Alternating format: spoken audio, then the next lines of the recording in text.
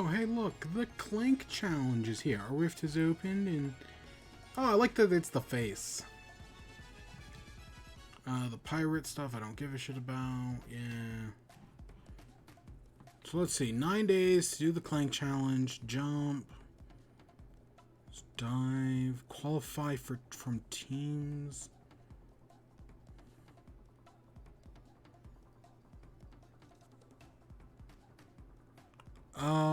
So it's all about squad trios. So I guess that's what we're worrying about tonight, is squad trios. There's the Robin Hood costume. Flume with a view. Haha, funny.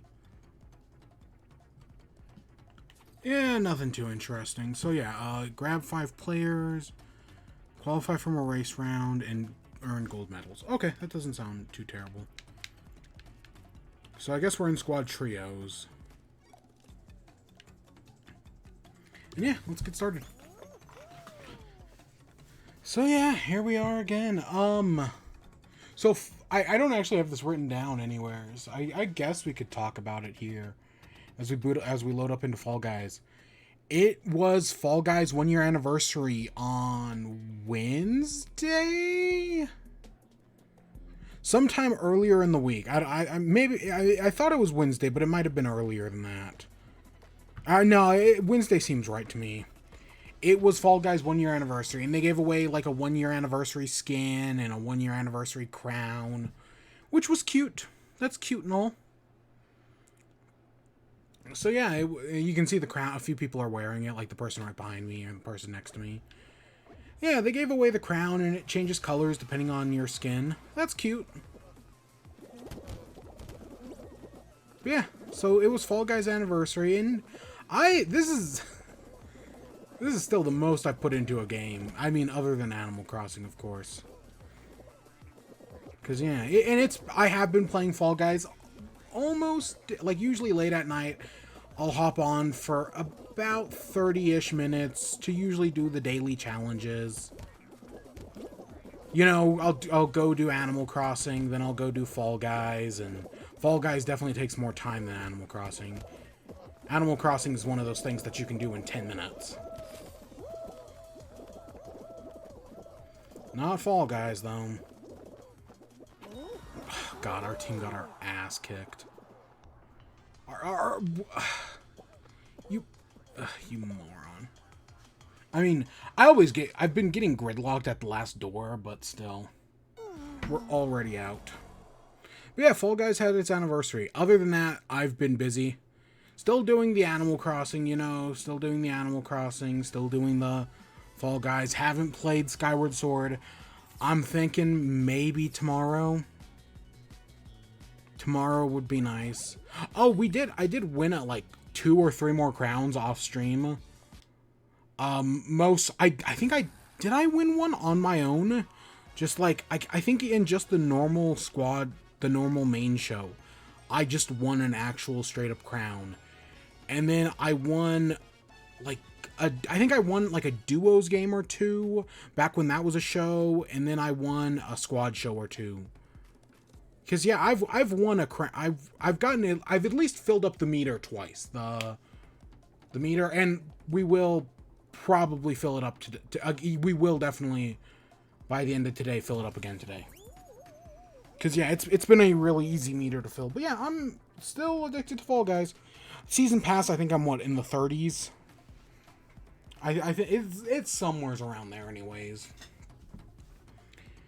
But I guess we should get into the news today. We're mostly going to be talking about Metroid, assuming I have it my way. I mean, we've got a few other stories before then, but Metroid, and then I did in the like 2 days I had off, because you know summer classes ended on Sunday, and started up again on Wednesday. So yeah, I'm already back into it. And yeah. So yeah, I've had no time, but I've got nothing to worry about this weekend. So I'm just gonna relax, maybe Skyward Sword. I don't know, there are so many, there's probably about a dozen games on Game Pass I should be playing before the next week. Because, again, my Game Pass expires soon-ish. I should really look into that. I think it's like the 13th, so I don't know, maybe I'll do that instead. Because, you know, Skyward Sword's always waiting for me. But I did do a few other things on Monday and Tuesday. Shit.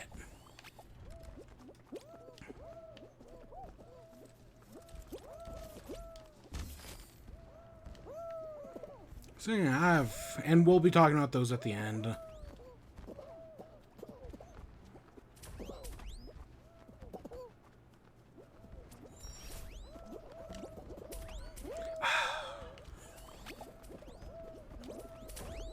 Why is it not bumping me?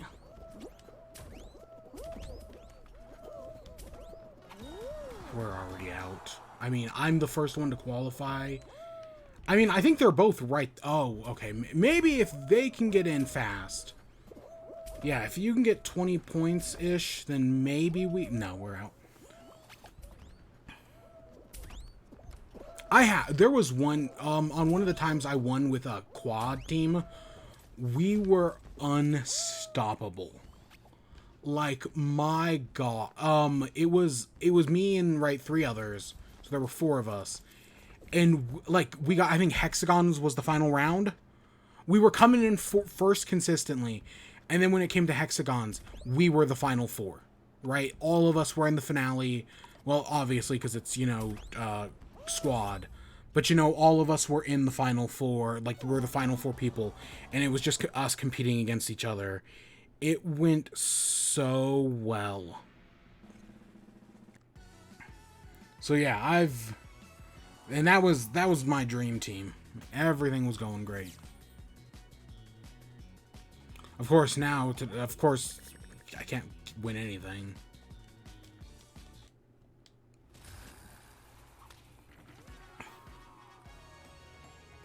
Alright, so our first news story is Allen Brack has left Activision Blizzard. Or at least they're talking about leaving Activision Blizzard. Like, they'll be stepping down soon. And I think Allen Brack is the CEO, the head, I don't remember their exact position, but the head of Blizzard Entertainment.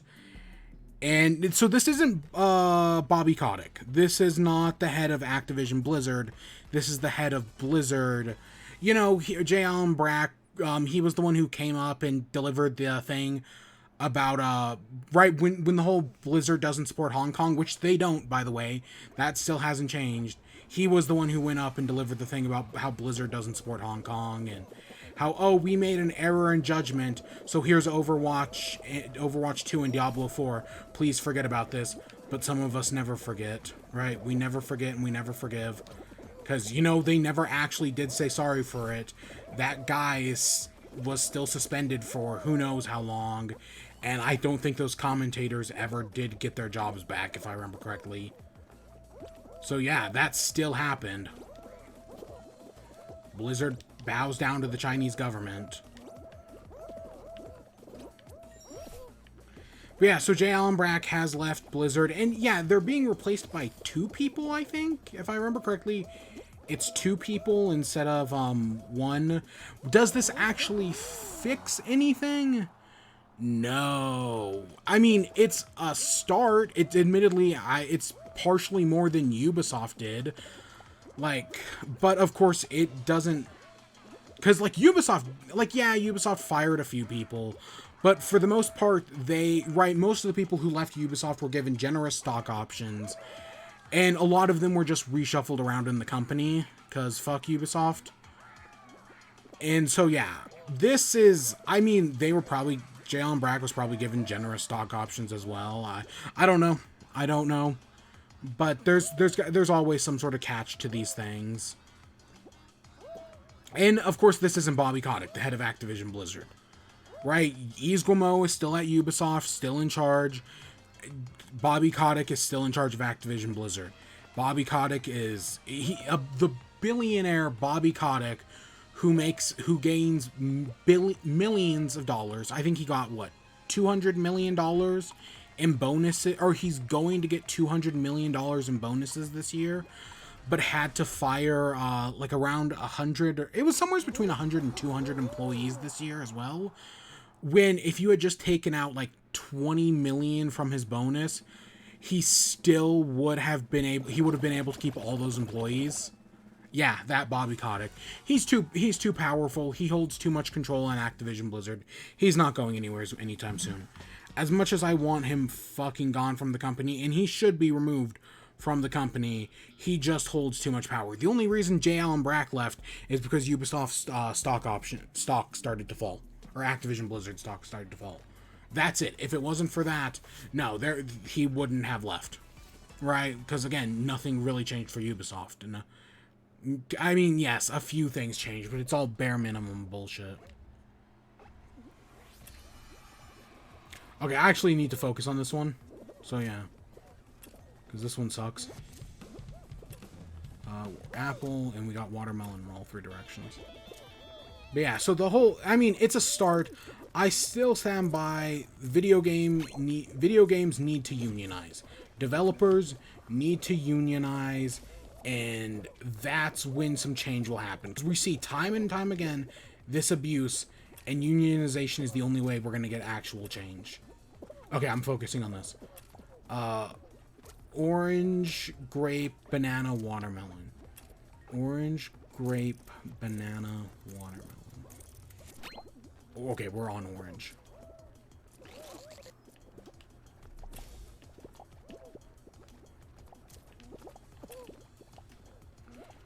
Okay, let's see here.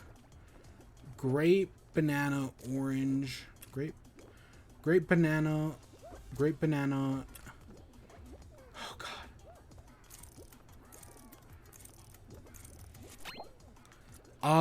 I think it's... Is it somewhere around here? Oh, no, it was over there. I was like, I know there was... Oh, wow, we still got second. I was like, I know there was something similar around there. I didn't even know where watermelon was. So, next up, we got some information on the Nintendo Switch. Switch sales. The Switch as of... I don't remember the exact... Was it March? Was it as of the end of March, the Switch has sold 89 million units. Yeah, that date's not right, but the numbers are. 89 million units. That surpasses the PS3, and it surpasses one other major console. I don't remember what the other one is. It is the Switch is on by this time next year. The Switch will have not only sold over 100 million, it will have surpassed the Wii, which the Wii has sold over. I think the Wii is like what 105 million. Yeah, the Switch is going to surpass that. The Switch is doing insanely well. It is now the 7th best-selling console of all time. The only things it's behind the Wii, obviously. It's behind the Game Boy.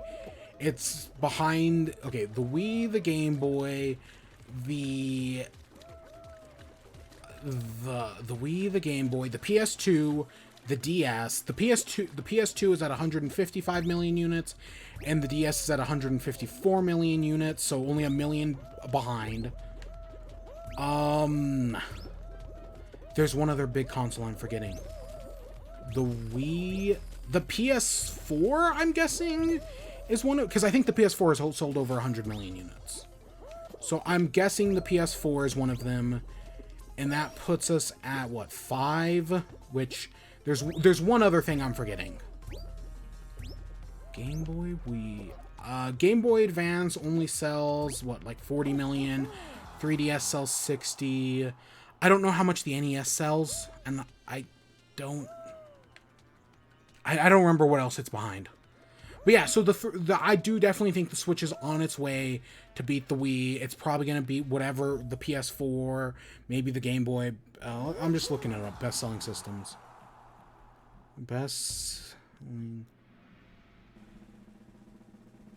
Systems. Best-selling consoles. Okay, let's see. best-selling gaming consoles are... Come on, just give me a good list. The PlayStation 2, the DS, the Game Boy and Game Boy Color at 118, PS4 at 116, the original PlayStation, that's the one I'm forgetting. The original PlayStation at 102. By this time next year, it will have beaten both the Wii and the PlayStation, and it's on track to beat the PS4. I don't know. Will it? Now, of course, the big question is, will it beat the DS and the PS2? I personally don't. I'm in the pessimistic thing here, because the PS2 just. So, if you don't know, the PS2 didn't actually go off sale until like 2017. The PS2 was still selling in like South America. South America is always the big one, like Brazil. Well into the 2010s. Right, the PS2 as a DVD player was doing insanely well. And yeah, it eventually went off the market, but that didn't happen until like 2017. The DS, on the other hand, I always forget is only sold 1 million less. I always kind of forget that, but it did. It only sold 1 million less. And yeah, the Switch is doing good, and it's going to keep doing better. Of course, it's going to definitely pass 100 million, but I don't think it can pass these other systems. I just think that these other systems are just too big of a deal to, right? Like the PS2 and the DS. I mean, maybe eventually, it depends on how long that Nintendo supports the Switch. Because, you know, we've got that OLED model, but then we're going to have probably a Pro after that. We're probably going to have a Switch Lite OLED model or something like along those lines eventually. And then, yeah, I still think a Pro is going to happen sooner or later. But yeah, I do think this definitely the Switch is I expect it to pass the PlayStation 4 and the Game Boy and Game Boy Color. But I don't think it's going to touch the DS or the PlayStation 2. I think I could see it getting around 130, but 150, I don't know, that's a lot. That's just a lot. Of course, the DS still blows me away, because I always forget that. For some reason, I always think the DS is around 130 something. But no, 154. But yeah, so yeah, the Switch, 89 million units. It's a great system. It really is. And of course, I've also seen people like, oh, is the Steam Deck gonna be the thing that destroys the Switch? They're not in competition. That's not how this works. Yes, they are similar systems. I mean, they both play Skyrim after all. But they serve different niches. They do different things. Right? They're not as in competition as people think. I mean, again, you can play Skyrim on either one.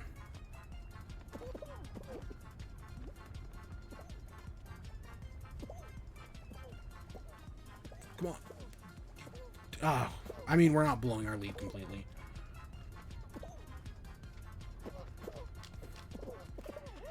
But yeah, game-wise, Mario Kart 8 is still the best-selling Switch game at over 37 million units.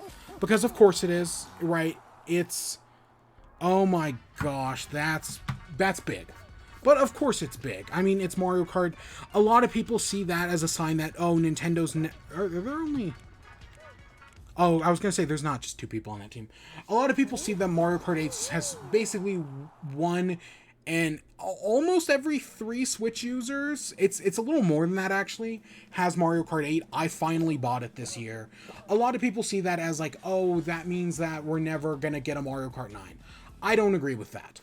I mean, it's kind of slowed down in how many it's selling. But still, I do see that as a sign that no, that we are eventually going to get a Mario Kart 9. I still think, just because this one sold insanely well, doesn't mean we can't get a new one. I think it's just a matter of time. So, real quick before we continue on, I was doing a 4-team thing yesterday in the soccer one. And it was going well. The game was going well.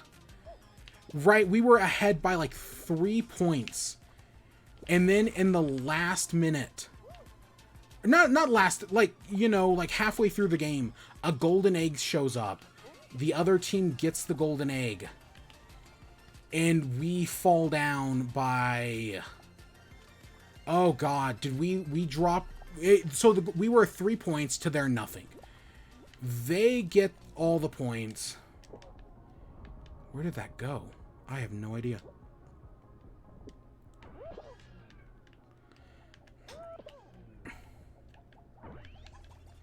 Come on. Just jump it in. So they get all the... So, right, we're doing good. 3 points up. They get the golden egg. And now they're 2 points up. They're 5 to our 3. And, like, it's just the second that golden egg happened, it just ruined everything. And we just couldn't come back from it. No matter what we did, we couldn't come back from the golden egg. And it just destroyed us as a team. And, yeah, if they got, like, 2... It was, like, 7-3 at the end. And it was just a nightmare. Oh, God, did that make it in? I don't know. I was so annoyed with that, because we were doing so good. And we won. So, hey, I needed to win a trios. And there's our trios win.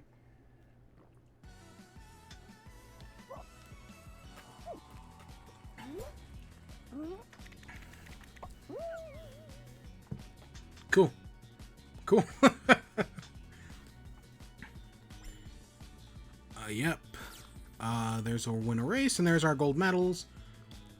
That's over 30 whatevers. Yep. Still need to do some more dives. Oh my gosh. Still need to earn some more gold medals, and there's our squad trio wins.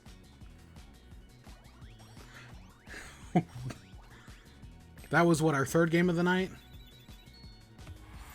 I'll take that.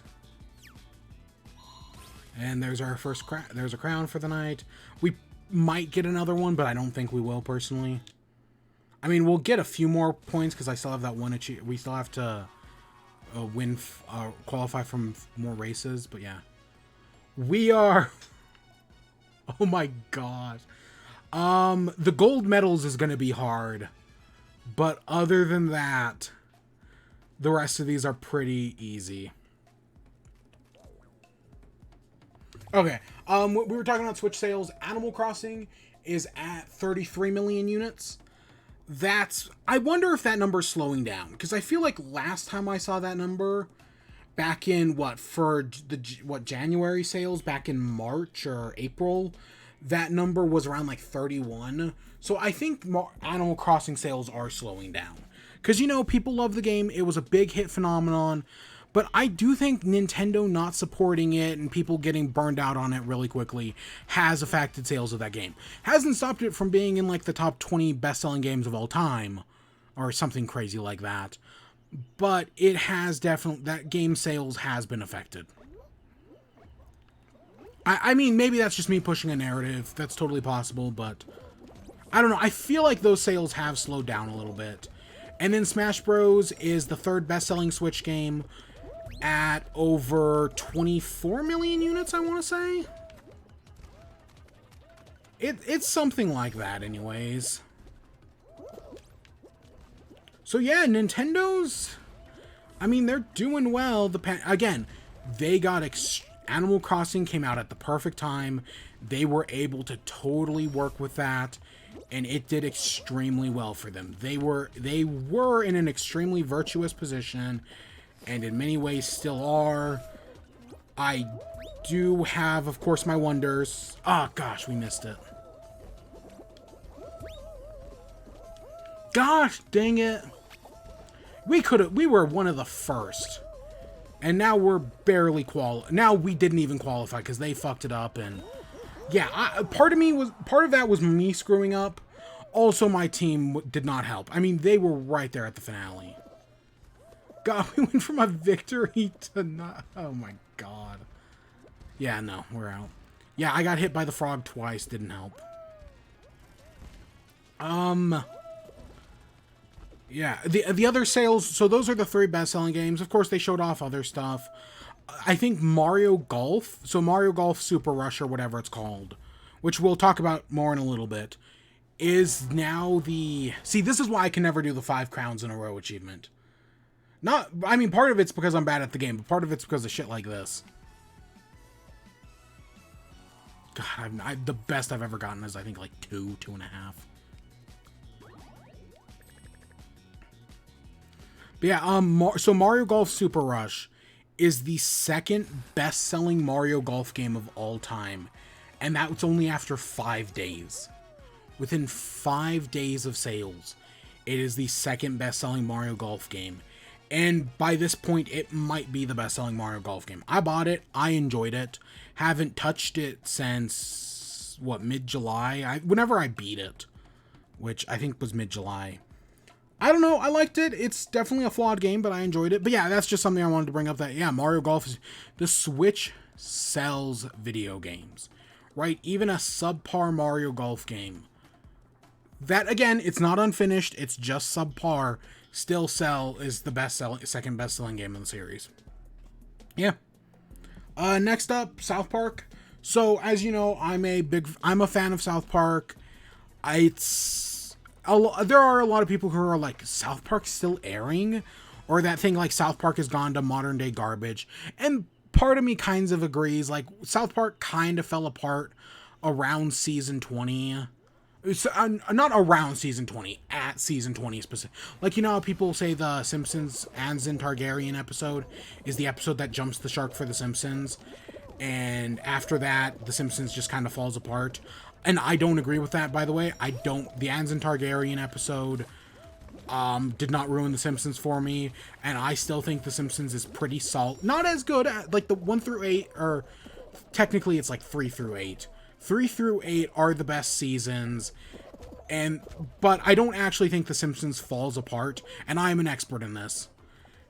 As an expert, I will say The Simpsons does not actually fall apart until around, like, season 12.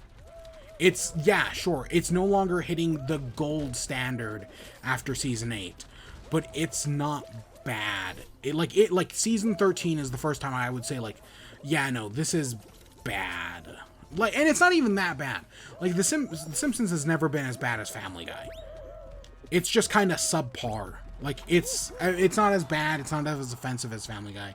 It's just kind of mediocre. Of course, we got the Duos team. God, my luck. But South Park, I still think is, right, it falls apart at season 20. There are some good episodes after season 20, of course. But I do the show has never really recovered. Like, it was hitting a stride pre-season 20. Like, seasons 8, I'm gonna look it up real quick. There was one season that's just phenomenal. There's a few actually, but, South Park. There we go. Let's see, which season was it? Yeah, because they did their technically, their 24th season is the pandemic special and the vaccination special. But yeah, season 19 is great. That's the one that does PC Principle and whatnot. Yeah, no, season 19 is fantastic. Season 18 is also pretty good. Season 18 might be better than season 19, honestly. But yeah, it all falls apart around season 20, which was the election year. And then afterwards, there are some okay episodes, like in season 21 onwards. But it just hasn't been the same. The pandemic special and the vaccination special, the little cuties thing and the vaccination special, fucking hilarious. Amazing, great piece of commentary. But yeah, I just don't feel like South Park has been... It's definitely fallen.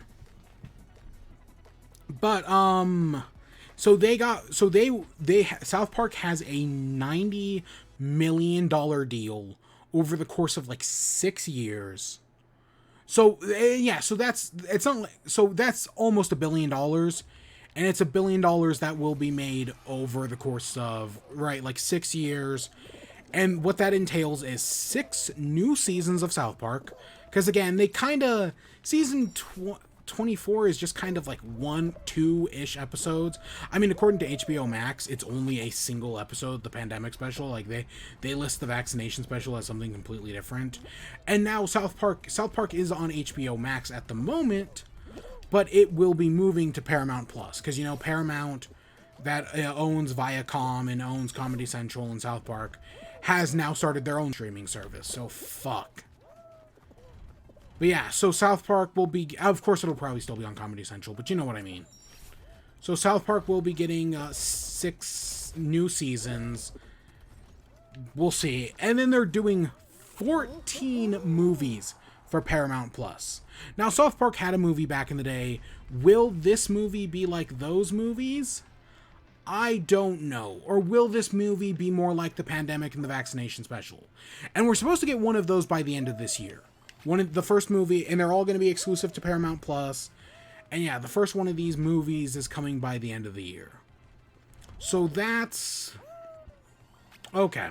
That's a lot of South Park, and I do have my hesitations for good reasons. Right? Because again, I still like the show, but it definitely has dawdled in the past few years.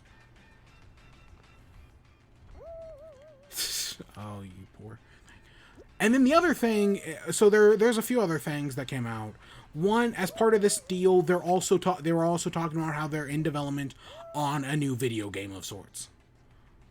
So there have been several South Park games. The most recent ones were the ones done by Ubisoft, the company that mentally and physically abuses its employees. Now, I have played the South Park games back in... I played the first one anyways.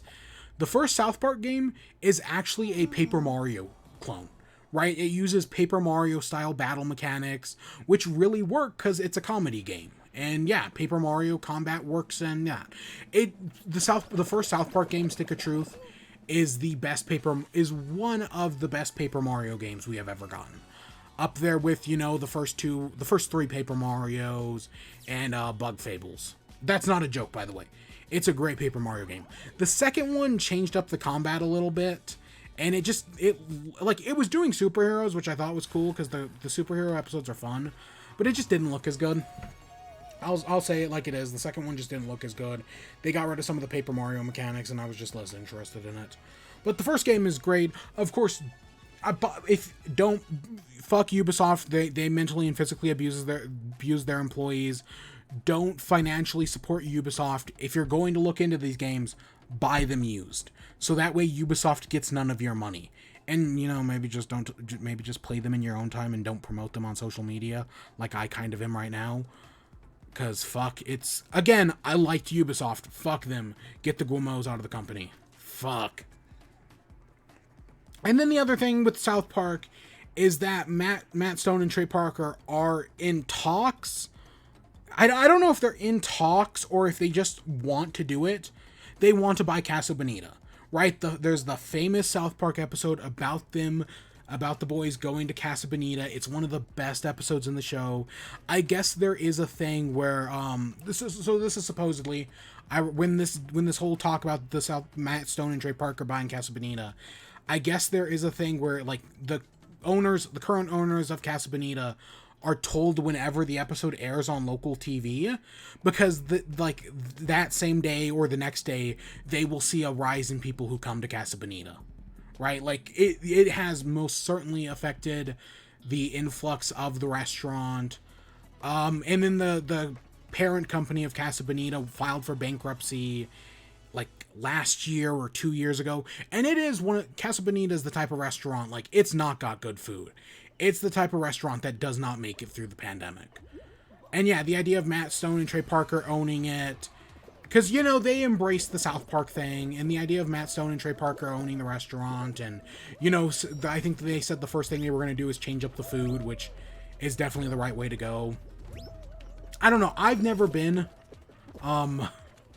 Yeah, I've never been. I always, you know, I'm a South Park fan. I always kind of wanted to go, but I haven't been to Denver, and have I ever even been to Denver? I've been to Colorado plenty of times. I don't think I've ever been, just Colorado Springs, though. I don't think I've ever actually been to Denver. But but, you know, I know people who've been to Casa Bonita, and yeah, it's a neat experience. And the idea of Matt Stone and Trey Parker taking ownership of it It's got a lot of potential, and it could be great.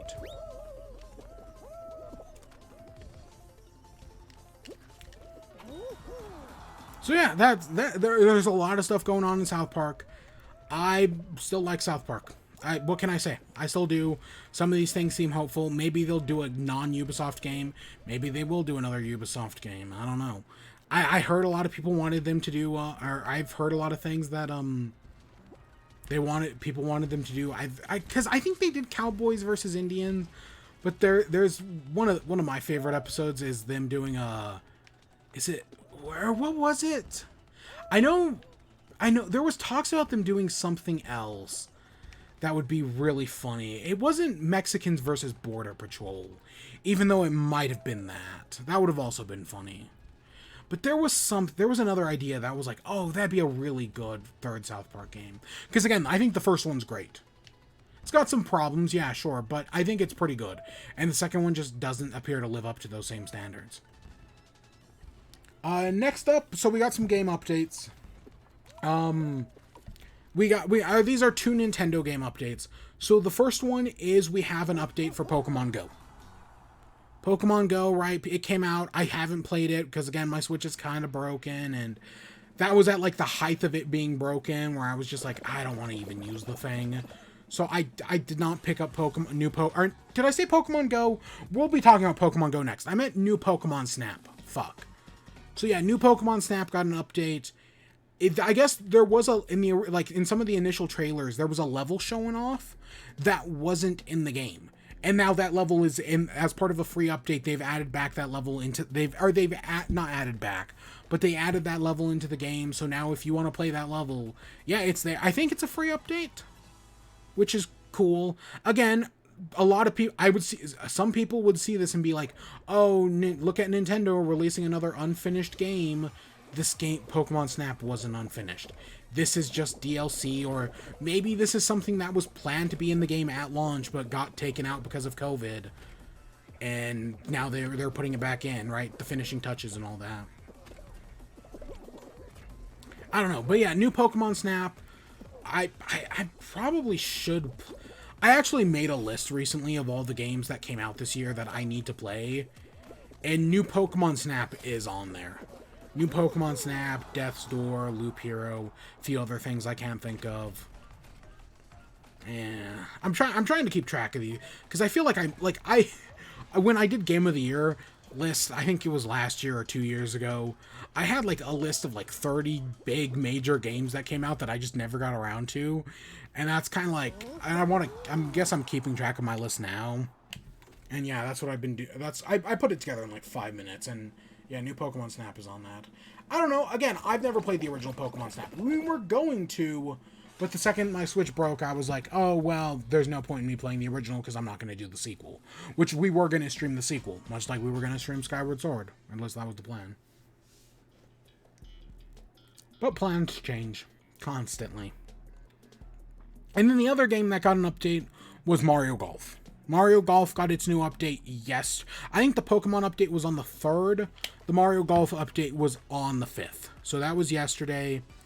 And the new Mario Golf update added a new character, that being Toadette, who, again, I love Nintendo has one of the most eclectic libraries of characters out there. And they just do fucking nothing with them. I mean, yes, there's Smash Bros, which, to be fair, is a very good use of IP. But, like, other than that, like, Mario Kart has, like, 4 characters: Splatoon, Animal Crossing, Zelda, and there's one other. I think Rob was in one of them, but I don't know if that counts. But yeah, other than that, they don't really do anything with their IP other than Smash Bros, which, admittedly, Smash Bros is amazing. Smash Bros is fantastic at what it does, but, yeah. But, oh, and speaking of that, so I always compare the Nintendo library to Disney, because Disney is probably the other biggest company that has, like, such an I mean, admittedly, Nintendo's is mostly first party. Yeah, they've bought a few studios here and there, Lost Banjo-Kazooie, but for the most part, Nintendo's library is all their own. But the thing about, oh, gosh dang it, at the last minute we lose it. Oh, Maybe? Okay, maybe. I've seen it say qualified before and then kick us out anyways. I've seen that.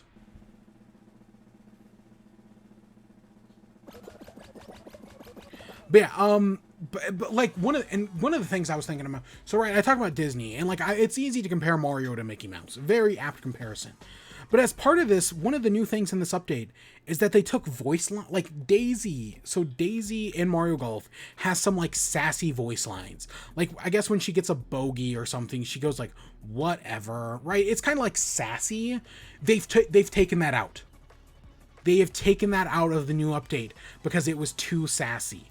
What the fuck, Nintendo? God damn, it would be a shame if any of your characters had even a modicum of personality. Like, what the fuck? Like, it's honestly, I hate what Nintendo does with Mario. And the fact that Mario and most Mario characters just have no personality, it sucks. Like, I want Mario to be like, I want Mario and all their characters to be, you know, have personality, be interesting. And yet around every fucking corner, Nintendo does shit like this. Right? The only characters who have a personality anymore are Luigi and kind of Rosalina. And really all of Rosalina's personality comes from Mario Galaxy. And Miyamoto didn't even want the Mario Galaxy stuff in there. They had to sneak it into the game. It's Nintendo, man. And like that's what I like when I think Disney and Mickey Mouse, that's what I think of, like scrubbing it clean of personality. But no, Mickey Mouse and crew actually have a lot of personality. Whether that be like Donald Duck and DuckTales, or even just like those Mickey Mouse animated cartoons, those have a lot of personality in them. And I don't feel like they get enough credit for that. For how much personality and how much charm they have. Because they do... Oh, look. Qualifies from some races. Oh, hey, we got that one. We got 2 silver medals. And we got another gold. Nice. But yeah, the Mickey Mouse cartoons have a good amount of personality. And, like, it's way more... And, like, some of them are really good. And Disney doesn't get enough credit for them sometimes. Because, you know, I always think Mickey Mouse is just this, like, scrub-clean mascot. But no, he seems to be a lot more than that. Well, 2 more gold medals, and we've done the entire Clank challenge in a day. But yeah, so, yeah, it's dumb, right? Because Mario has no personality. He really never has, but, like, any modicum of it has been scrubbed away. Same thing, like, again, most characters have their moments, like... Peach has a few moments, but she's mostly been scrubbed clean. Bowser actually gets pretty good treatment recently. Not in the games, but like Bowser being like a good father, that keeps coming up a lot. Bowser's got some good personality. Luigi, of course, gets it the best. A lot of people like to treat Daisy as like a sassy tomboy, but yet that's not really reflected in any of the games anymore. I mean, I guess it's kind of there. I mean, they took it out. But, like, I don't really see that, honestly. I guess that's only in some of the older sports games. Daisy being, like, a tomboy really isn't there anymore. Wario and Waluigi get the villain, greed, whatever. I don't know. I think my big problem is just Mario. Like, how much Mario is just nothing. Like, you know, Link is nothing. Link is a blank slate personality. Because, right, and he never talks. But yet, I get way more personality from Link, especially the Skyward Sword and Breath of the Wild Links. Oh yeah, they're not anything like outstanding or complicated, but they've got personality. Link is like in Breath of the Wild, for example. Link is a fucking glutton who just eats everything, and like that's part of the game, right? Like Nintendo has not shied away from that. Especially in Age of Calamity.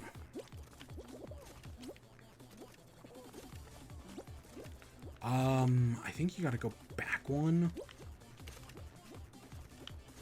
No. It's gonna be faster to stay here. But yeah, I don't know. I just hate Nintendo. You beanie bastards. I just hate what Nintendo does to Mario sometimes. Because I want him to have some personality, and he's got nothing. But yeah, so other than that, in Mario Golf, so they added Toadette.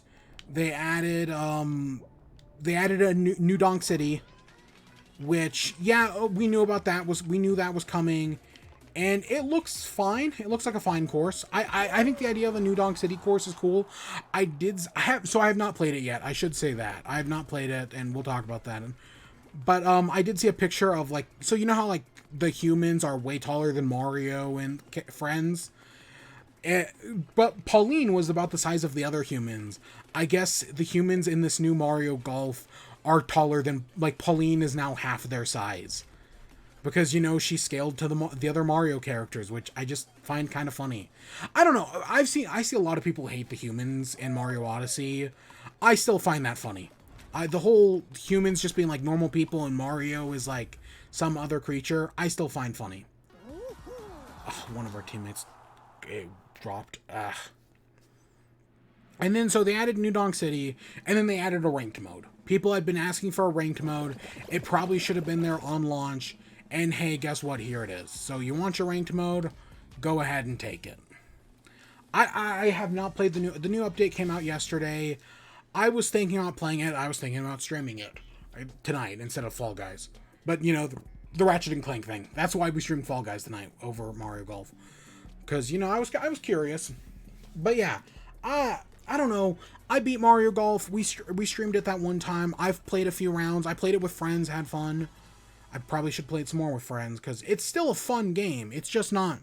I'm in some ways I'm kind of done with it because I kind of did everything, and I don't know. Probably to get my money's worth, I should probably definitely play some more. Check out this DLC. I think as part of the ranked mode, you can now unlock different colors for Yoshi, which is okay. That's fine. I don't know. If you saw me play golf that one time on stream, I was never too great at it. But yeah, so yeah, those are the two. A new Pokemon Snap update, which I haven't played because I don't own it, and a new Mario Golf game, which I have not played because, I don't know, I'm kind of apathetic towards it.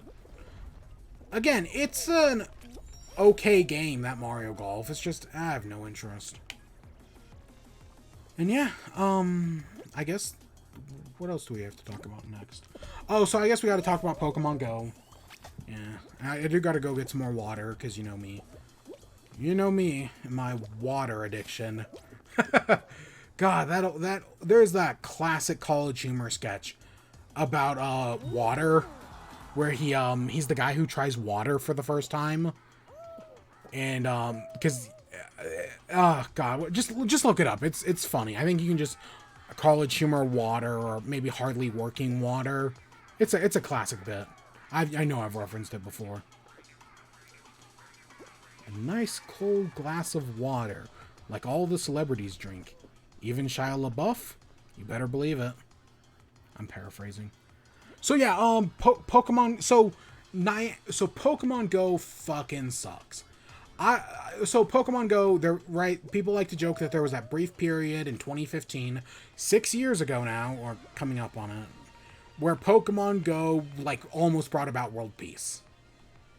And a lot of people think that after that moment ended, Pokemon Go was done. No, that didn't happen, actually. Pokemon Go kept making money. And because of it, it makes like over, I think, $1 billion annually. Or at least it did. It made like over $1 billion last year. Pokemon Go makes money.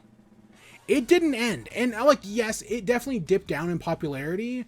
But as time went on, it regained a lot of that popularity. A lot of people played Pokemon Go. And then the pandemic hit. And it was like, okay, well, how do you play Pokemon Go following the pandemic? And, you know, to their credit, Niantic put in a lot of features that made it so that anyone can play that people could play Pokemon Go in the pandemic. They extended the range of Pokestops. They did some stuff with items, I know. Right, they made some genuinely great changes that, while it helped people in the pandemic, it also helped for accessibility reasons. People who could never play Pokemon Go before because maybe they had some sort of physical issue. Now they could, because of these extended ranges and whatnot, they could play Pokemon Go now. right, they were great for accessibility. And then, so right, that was at the start of the pandemic, they put all those changes in, and it was fantastic. And right, they were getting, right, from people who were like normal people playing, who wanted to just play the game, they were getting a lot of praise. From people who wanted those accessibility features, they were getting even more praise, right? Because, hey, these were these long wanted features, and now they're finally here. And then slowly, since earlier this year, they have all been taken out. All these fantastic features that, not just for, right, playing in the pandemic, but also for accessibility reasons, they have all been taken out. And they've also upped the microtransactions in the game. They have made the loot boxes worse. So yeah, the loot boxes are now even worse in Pokemon Go. Because there are loot boxes. I know some people are like, they're surprise mechanics, or they're just fun surprises, or whatever the fuck that one writer's excuse was. Yeah, no, they're fucking loot boxes. Like, yeah, and God, we didn't even... So, I mentioned Pokemon Unite, and how it had loot boxes. I found out that game is even fucking worse than I thought it was. Oh, I thought I was at level 30. I'm only at level 29, really? Oh, or 28. Well, I thought I was higher. Yeah, whatever. But yeah, so Pokemon Unite, not only does it have loot boxes, which it does have loot boxes, it's got 6 degrees of separation between them. Like, you can't just buy a loot box. You have to buy energy, which you can then use to buy something else, which you can then use to buy something else, which you can then use to open loot boxes. Like, right, it adds in layers of complexity to make it harder, but there are loot boxes. But no, not only does the game have loot boxes and a battle pass that you have to pay for and all that, which again, I'm willing to cut it some slack because of like a battle pass that you pay for, as long as it's reasonably priced. I'm willing to cut it some slack because it's a freemium game. But loot boxes go too far. That's gambling, especially in a game designed for children, which this is a Pokemon game. I know a lot of adults play Pokemon, but Pokemon is still a game intended for children. It is a game marketed for children.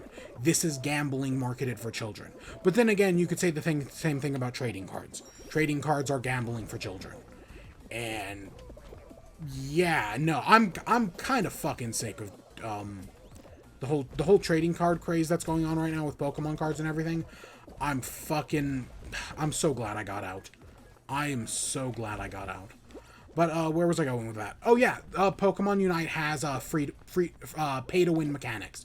There are these items in the game, and you can upgrade. You can pay real money to upgrade these items, like, you know, like the EXP share and whatnot. And if you pay money to upgrade these items, you now do better in the game. It literally is a pay-to-win game. Which, you know, people always complain about, like, oh, well, hey, at least they're just cosmetic microtransactions. At least it's not a pay-to-win game. This is literally this Pokemon Unite is literally a pay-to-win game. Which, okay, I mean, Pokemon Go might be that bad. I don't know. I haven't played it in a long... I was playing it, because, you know, where I live, I don't have any Pokestops. There's one. There's one at a church nearby. But other than that, yeah, there are no Pokestops. But when I go down to the university is filled with Pokestops. So I was like, oh, this is how the game was meant to be played. But, you know, I don't go down to the university anymore because all the classes are online. But even if I was, I wouldn't play Pokemon Go anymore.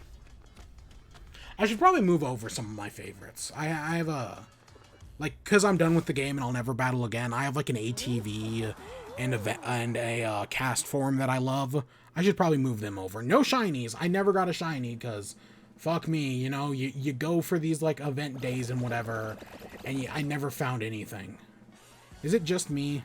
No, maybe that Samurai's on my team. But yeah, so getting back to the heart of this thing. Well, yes, they made the game more microtransaction dependent, and they made it more grindy, and they added in more bullshit. A few weeks ago, they changed it so Pokestops could be read with as far as 80 meters. Right? That's a pretty far-ish distance. I think it was 80 meters. It was a good distance. Again, great accessibility feature. They undid that. They changed it back to the original, like, 40 or whatever. And people are not happy with this. Now, admittedly, people aren't happy with this for the reason... Like, I'm more complaining about the accessibility. Like, that's the bigger thing. But yes, the fact that we are in the pandemic still, the Delta strain is We are basically where, if you look at the daily number of cases, we are basically where we were as of July 2020. Nothing has changed. Which is fucking disgusting. And it's all these anti-vaxxers, right? This could be over. If people were just to get vaccinated, this could have been fucking over in like May. But because these people refuse to get vaccinated, it will never be over. Get fucking vaccinated.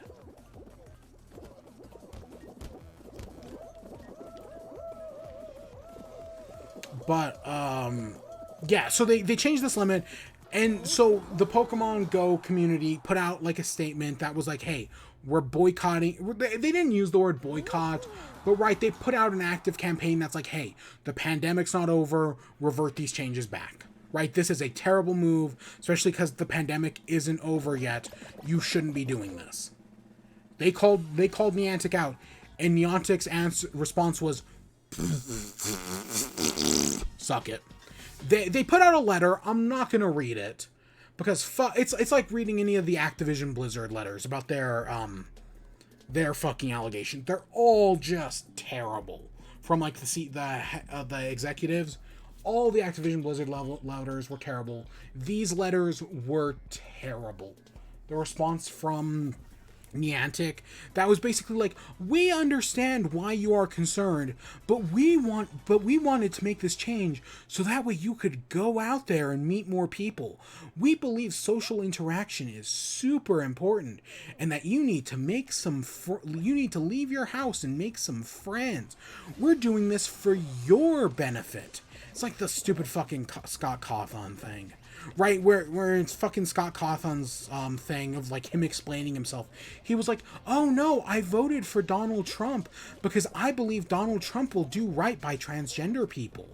Scott Cawthon didn't even say he supported the transgender movement. That's all he had to say, is that, I fully support trans people. No, his thing was, I know better than trans people, and I'm doing what I think is best for them by, supporting Trump, someone who actively wants to eliminate trans people. God damn it, Scott. I was willing to give Scott Cawthon the benefit of the doubt, right? Because nobody gets canceled for their views on the economy or for their views on the military budget. But nope, Scott Cawthon. He just could have said, I support the transgender community and nothing else. And then just gone into retirement, and I would have been like, okay, fine. And he couldn't even say that. Instead, he said he knows better than transgender people and he knows what they need. Fuck. And yeah, it's the same here, right? Like a lot of these features are great accessibility features, but Niantic thinks they know better than those who actually, study these things and use them. Fuck Niantic. God, fuck this whole thing. I don't even know why I'm Fall Guysing right now. We're not gonna win. We're in what? We didn't come in last. God, it's just a mess. I'm done playing. I haven't played Pokemon Go in over a year since the pandemic started, and I'm not gonna play anytime soon. Nah, I'm good.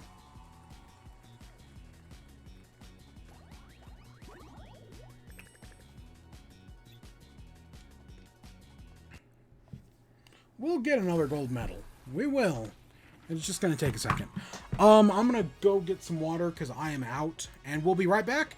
And when we come back, we're talking Metroid.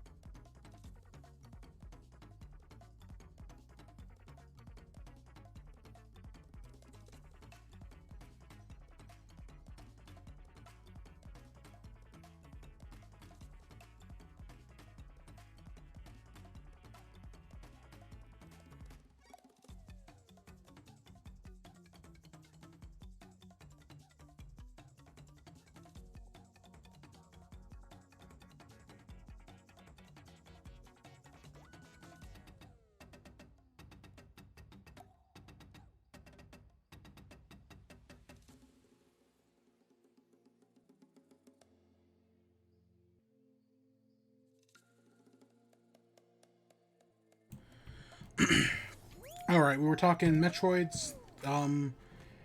So Metroid, so Metroid's 35th anniversary is actually today, August 6th. Well, no, we're still pre-midnight. It's, or at least where I am local time. So yeah, it is still Metroid's anniversary, 35th anniversary. Now it's actually a surprise to see Nintendo actually give a shit about Metroid's 35th anniversary. Nintendo historically only cares about Mario, Zelda, and I'm not counting Pokemon because Pokemon Company is kind of its own entity, but they give a shit. But maybe like a handful of other series, like, you know, probably what? Animal Crossing, maybe that's it. Maybe Fire Emblem. Maybe they've given some credit to Fire Emblem. They did actually give credit to Xenoblade. Xenoblade's 10th anniversary was earlier this year, I think, and Nintendo was like, hey, happy 10th anniversary to Xenoblade. But yeah, Nintendo famously for Metroid's 30th anniversary, it might have even happened at the 25th, they didn't even mention Metroid's 35th anniversary, and people were kind of annoyed, right? They didn't even, it's not like, I mean, of course, people were always asking for a game, and I don't think Metroid Prime 4 would have been revealed by that point. By the time of the 30th anniversary, I think that was Metroid Prime 4 would be revealed the following year. But yeah, people really, like, all people wanted was like, hey, Nintendo, put out a tweet, acknowledge one of your series has its anniversary, and nope, they didn't do that. But this year they did, because part of it is because they have Dread coming out, and they want to promote Dread. But yeah, no, they actually put up a tweet being like, yeah, no, it's Metroid's 35th anniversary, which, of course, is like, oh, okay, that's cool, right? It's getting some treatment for once, which is more than a lot of other Nintendo series get. The funny thing is that Zelda did not get a tweet. Zelda's 35th anniversary was a few months ago, and it got nothing. It didn't even get a tweet, which is kind of funny. And I've seen at least people clowning on people. I haven't actually seen people mad, but I've seen people clowning on people for being like annoyed that Metroid got a tweet for its 35th anniversary, but Zelda didn't. And it's like, what the fuck are you complaining about? Zelda has gotten a game every year since 2011, since the original Skyward Sword. There has been a Zelda release every year. Metroid has gotten 2 games in that time, in that same period, and again, we're getting one in October, so that brings it up to 3, but yeah, because there was Federation Force and there was Samus Returns. I don't think there was anything else. But yeah, so Metroid's anniversary, and hey, Nintendo acknowledged it. We got a new, like, little preview thing from Metroid Dread. I don't know, I went looking for it on the Nintendo's YouTube, and I didn't see it there. I saw what looked like a clip of it on Twitter, but I don't know if that was the whole thing. It was like 10 seconds. So I don't know, but hey, it's Metroid Dread. I'm gonna buy it anyways, because, you know. So I might as well talk about my history of Metroid. I've actually been a Metroid fan longer than I've been a Zelda fan. The first Zelda game I ever... I was thinking about this the other day. I was watching some video that was someone doing their Game of the Decade list. I think this was, what, a year ago, 2 years ago? I don't know. It was someone doing a Game of the Decade list. And in their Game of the Decade list, I was like... Because I was trying to... So I watched somebody else's Game of the Decade list. And then I was like, did I ever make a Game of the Decade list? I don't think I did. I don't think I ever made a best game of, right, from the year 2010 to 2019 or to 2020 or whatever. I don't know, whatever the time is. I never did a Game of the Decade list, which at least I don't think I did. If I did, I don't have it written down anywhere. I highlighted a few YouTubers that I really liked throughout the past decade, like... At least, I mean, yeah, right, but I did a few things, and I don't remember if I did that last year or 2 years ago. I don't remember. But yeah, I was thinking about it. I have only been a Metroid, or a Zelda fan since 2011. The first Zelda game I ever played was Skyward Sword. So any Zelda game I played before literally every Zelda game I played was in the last decade, right? From 2011, which was Skyward Sword, to whatever the most recent one was, what, Breath of the Wild or whatever. Link's Awakening remake. Okay, give me a second. Grape, banana, watermelon. Okay, it's one over. Oh, that freaking gator got me. I think we're out. I don't think... There's still another round and all three of us are out. I think we're gone. But yeah, so Metroid, on the other hand... Technically... Okay, and that's kind of not true because I played the original Zelda, Zelda 2, and Link's Awakening prior to 2011. But, like, you know, I didn't beat Zelda 1 until 18? I didn't beat Zelda 2... Oh, did we qualify? Oh, neat. I didn't beat Zelda 1 until 18. I didn't beat Zelda... I've never beaten Zelda 2, and I beat Link to the Awakening for the first time in, I think, also 2018. It might have been 2019, but I think it was 2018. And, of course, one of our team dropped out because, of course. Metroid, on the other hand, I have actually been not a lifelong fan of Metroid, but pretty close to it. The first Metroid game I played was Metroid 2 Samus Returns on the Game Boy. Yeah, I played it on the Game Boy and later on the Game Boy Advance. And I beat that game as a kid. I kind of remember, like, walking around in circles forever, like, being stuck. Because, you know, it's a small Game Boy screen, you don't have a map.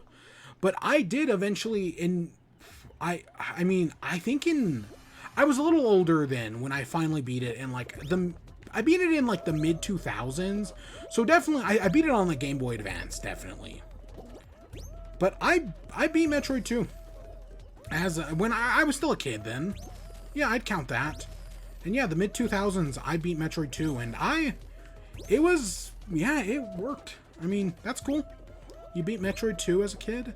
I played the original Metroid. I didn't beat it for the first time until, 2019. I'd never played Super Metroid before. I did eventually in, like, I don't know, like on the Wii Virtual Console or something, but that came later. And then, yeah, I'd never played Fusion before. I've never played Zero Mission still. I've never played any of the Prime games. Even though I do remember Prime 3 coming out, and the other Metroid game I had after beating Metroid 2 Samus Returns was Other M. So yeah, my history of Metroid goes from Metroid 2 Samus Returns to Other M. I didn't play the original. I didn't play Super Metroid. I went straight to Other M. And I am in the minority here. I like Other M. I liked it at the time. I have not played it since then. When did Other M come out? When did Metroid Other M come out? Give me a second, I'll find it.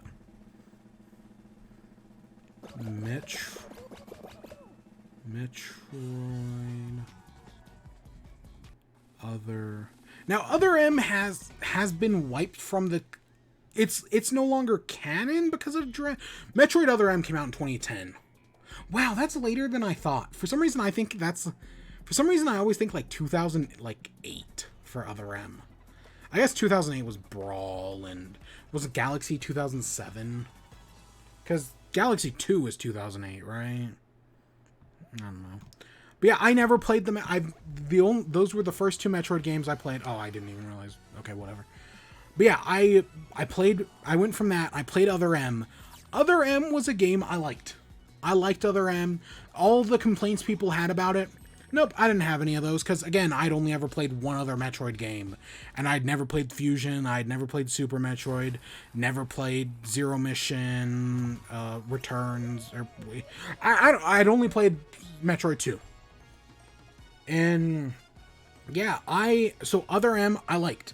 The one problem I had is there's a boss fight. So there's this little rat. So if you've never played Other M, spoiler alert, there's this little rabbit. So you're on, like, the space station.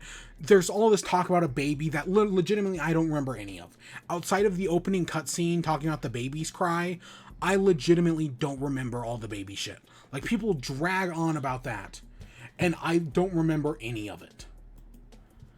But yeah, in Other M, there's, like, this little rabbit creature that, like, slowly turns into, like, a monster as time goes on. And one of the phases of this, like, thing is you're in like an elevator, and I'm pretty sure it's the bunny thing. Maybe it's maybe it's Fantoon or something like. No, I think Fantoon's a bonus like post game fight.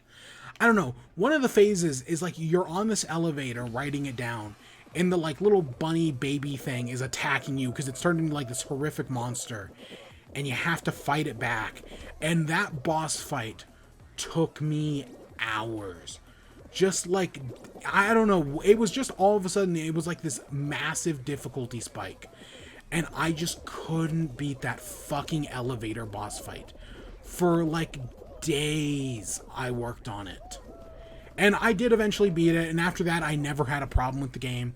Of course, it is eventually revealed that the bunny creature is Ridley, which is okay. That's a neat twist that young me didn't get, because young me didn't know who Ridley was. Because actually, I only knew who Ridley was because of Smash Bros. Brawl. Because you fight Ridley and Mecha Ridley in Smash Bros. Brawl in the Subspace Emissary. Yeah. Yep, it's a true fact.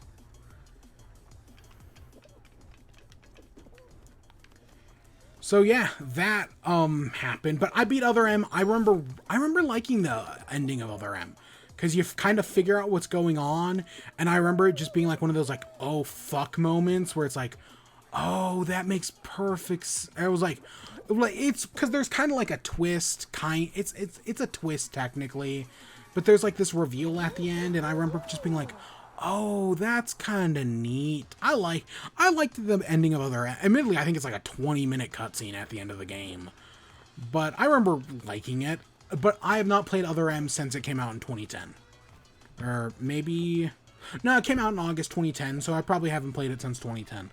It may be garbage now. Like, looking back on it, it may not be a good game, but at the time, I liked it, and I will not hear otherwise. It's still canon. It's in my heart. It is still canon, and it takes place before Fusion, but after Super Metroid. And it actually has a lot of tiebacks to Fusion, because I'm pretty sure your commanding officer in that game is Adam, and Adam is the name that Samus gives the computer system in Other M. Which, the other thing about is, like, people don't like Samus's characterization in Other M, but I hear it's like 1-for-1 an adaptation of the graphic novel. Because I don't, again, one of the things that pisses, right? Because in Other M, they try to give Samus a fucking character arc. And they try to, you know, make her a fucking character. And that's not what people wanted. People just want another badass action girl who's emotionless and never does anything. And it's like, what? No, that's not, I mean, even the ending of Zero Mission has her just going to, like, a bar and, like, having fun. At least I think that's the ending of Zero Mission. Right? It's, no, give her a fucking character. Don't just make her another generic badass action girl. That does nothing. Samus is one of the most prolific video game females of all time. Under only, like, Chun-Li, who I'd say is more prominent. But yeah, so from Other M, there were no other Metroid games released after that, because I think Other M bombs or whatever. And then Federation Force came out, scathing feedback. When the game actually came out, it got very reviews. Like, people didn't even say Federation Force was bad. They just kind of thought it was underwhelming, and for a multiplayer game, it probably shouldn't have been on 3DS. But yeah, I actually heard, I have Federation Force. I played it. It wasn't terrible. It wasn't amazing by any means, but it was not terrible. And yeah, and then that was the last we got about Metroid until Metroid Prime, which, admittedly, they announced Metroid Prime 4 because they knew they were going to announce Metroid Returns, and, you know, it's like that, it's that strategy where, you know, Todd Howard announces that Fallout Volt game, but he announces it at the same time of Fallout 4, so that way people will be like, oh, well, we got this stupid mobile game that nobody gives a shit about, but we also got a game we do give a shit about, in the form of, oh, god damn it, in the form of that Fallout Volt, right, in Fallout 4, or Skyrim. The Elder Scrolls Online was announced at the same time as Elder Scrolls, God, really? Elder Scrolls, Elder Scrolls, the mobile game, was announced at the same time as Elder Scrolls 6. So that way people would be like, oh, well, we got the stupid mobile game that I don't think exists anymore. But we also got Elder Scrolls 6, so who am I to complain? That's a strategy, and yes, Nintendo does use it. A lot of companies don't Activision Blizzard, famously they announced the Diablo mobile game, but they don't announce Diablo 4 to, cushion the blow, and they only announced Diablo 4 to try to cushion the blow the next year. But then they screw up with Hong Kong, so now they also have to announce Overwatch 2. It's a strategy companies use all the time. Right, because fuck Activision Blizzard, fuck Ubisoft, they all do this shit.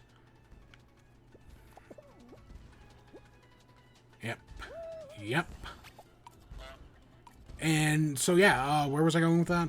Yeah, so Federation Force came out. It was terrible. It was actually just a fine game. I thought it was fine. Like, I didn't hate it. I didn't love it. I actually wrote a review for it back in the day. I think... I had a review show back in the day called Double-Edged Sword that still in theory exists. I didn't do an episode after Smash Bros. Ultimate. And yeah, I did a Federation Force review, and then I just never released it. Kind of like my Mega Man 11 review. I wrote it and then I just never put it out. Or the Black Widow review I have right now that I recorded like half a month ago and I never put out. God, I'm terrible.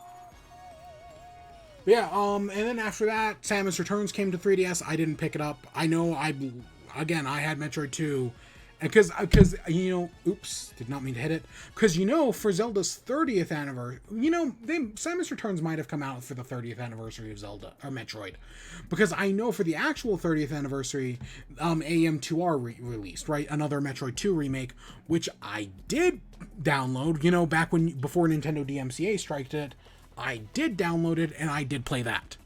And that was pretty good. I know Metroid, Samus Returns, the 3DS remake, did make a lot of changes, not all of which I agreed with, and I don't know. I did eventually pick up a copy of Samus Returns, but that was more to just add it to my collection of 3DS games, and, like, it's the same reason I have, like, Luigi's Mansion on 3DS, or I have, Codename Steam. Not because I actually want to, like, play it or anything, but because I want it as part of my collection. Or on Switch, for example, I got, Sushi Strikers, Way of the Sushido, for, like, $5, and I got Fire Emblem Warriors for, like, $5. Okay, I think I paid 10 for Fire Emblem Warriors. God, I need to beat, Hyrule not Hyrule Warriors, Hyrule Warriors Age of Calamity. God, it still annoys me I never beat that game, because of freaking Switch breaking. I was in the middle of it when it broke. But yeah, and then in 28, so for 2017, I did a year of Zelda, where I played a bunch of Zelda games. The first Zelda 1, Link's Awakening, or Link to the Past, I mean, Skyward's, or Wind Waker, and Twilight Princess, and Zelda 2, and some other stuff, I think. But for 2018, I was going to do a year of Metroid. And we did the original Metroid, which was... It started off as a nightmare, but it eventually got better. I didn't do Zero Mission. Still have never played Zero Mission. Then afterwards, we did Super Metroid, which I thoroughly enjoyed. Still personally like Hollow Knight more, but that's personal preference. Because, Hollow Knight to me is what Super Metroid is to many people. But Super Metroid's fantastic. Still, I love the game. And then we did Metroid Fusion... And that was it. I was gonna do Castlevania Symphony of the Night, because it was a year of like me doing Metroidvania stuff, or Metroid. I've also never played Symphony of the Night, and I was gonna do Symphony of the Night, and then I just never did. And then I was going to do Metroid Prime Trilogy, and I at the time I was like short on money or whatnot, and I was like, oh fuck, you know what, we'll do something else. I might have also been considering doing Hollow Knight at one point, but then I just didn't stream for like 6 months. So yeah. But yeah, I did a year of Metroid, and I think it was, did I say 2018 or 2019? I think it was 2018. We didn't get eliminated, right? I think we passed. And then yeah, that's the last Zelda game, or that's the last Metroid game I played, was Metroid Fusion. So I've been playing the franchise for a long time, but I wouldn't say I'm like a big fan, even though I've admitted to this before. So in DC Comics, they have their Trinity, right? The Trinity in DC Comics is Batman, Superman, and Wonder Woman. And when I first played, it was probably Brawl, because I didn't play Melee until after I played Brawl, and I've still only played like Smash 64 once. But yeah, when I was first playing Brawl, because I grew up with Samus Returns, and I had the Mario Advance series, and I'd never played Zelda, but I knew what Zelda was, kind of, and I had Mario Kart and whatnot. I remember seeing the Smash Bros. Brawl and thinking that, oh, this is like Nintendo's Trinity, right? That, because DC's Trinity is two guys and a girl. I was like, oh, Nintendo's Trinity is Link, Mario, obviously, Link, and then Samus, right? Samus is the girl in the group. And I don't know, to younger me, that just, I was technically a kid. It just made sense, right? Samus being like the other part of like Nintendo's Trinity, it made sense to young me. It just did. Of course, later on, I would learn that yes, the Mario and Zelda stuff is true, right? That's totally it. But the third pillar in that is Pokemon, or I guess Animal Crossing. Because, and I say Animal Crossing because, like, we talked about the top 3 best-selling Switch games. The one thing all 3 of those games have in common, besides being made by Nintendo, is they all have Isabelle in them. And I guess the Villager. But you know what I mean, right? Isabelle is in all 3 of those games, which is funny. But yeah, so I guess Animal Crossing would be the third pillar, or I wouldn't count Mario Kart. But yeah, I used to think Metroid was way bigger than it was. Because, this was, yes, the internet existed at this point, but, the internet wasn't always as good as it is today, and we didn't all have equal access to the internet back in the day. So I just didn't know. I thought Metroid was way bigger than it actually was. I was wrong. But that's how kid me thought of it.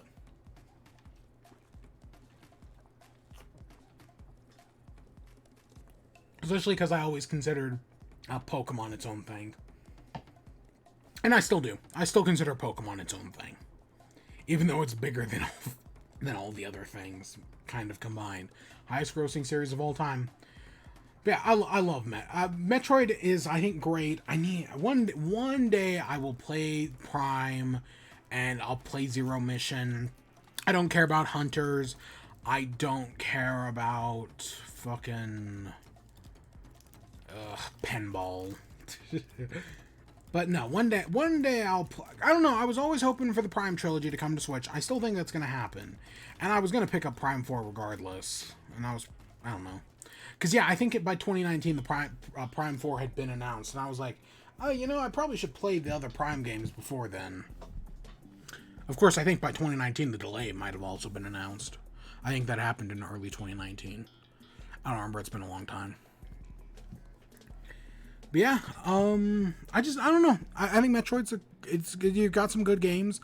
The Metroidvania genre, I think, is a great one.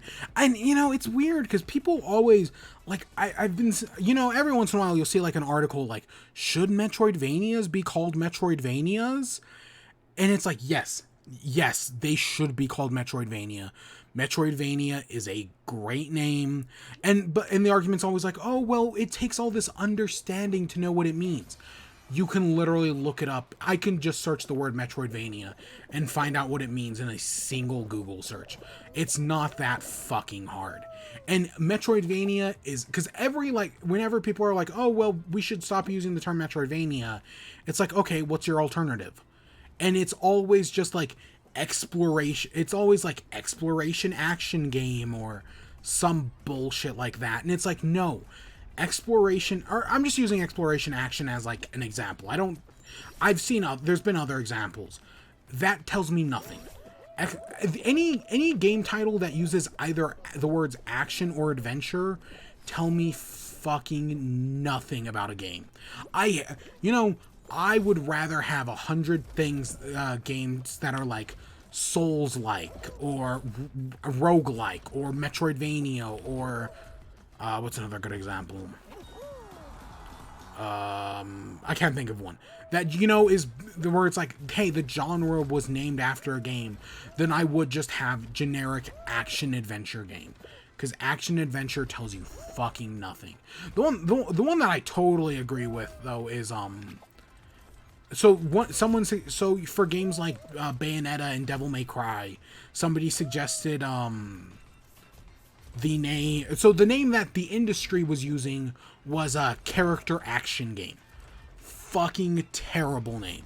Character action game is a terrible name for a genre because it tells you fucking nothing.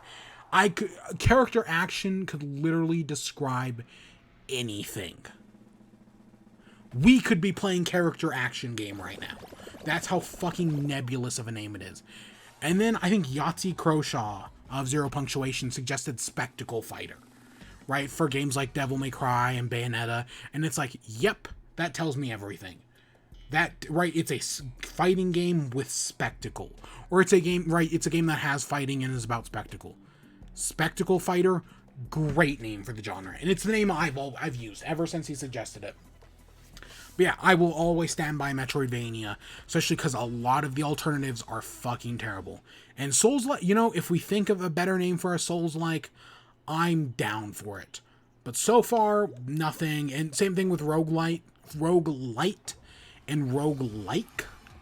There's just been nothing. Because Rogue was a game. I don't know, it was before my time. But Rogue was a game. According to the ancients, Rogue was a game that I never played. And, yeah. I would hate, from everything I've heard about it, I would fucking hate Rogue.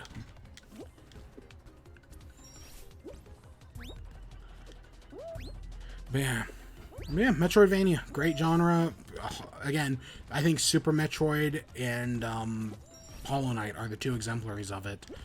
But I've never played Symphony of the Night, even though I don't think I probably wouldn't like Symphony of the Night from what I heard. But I wanted to try it.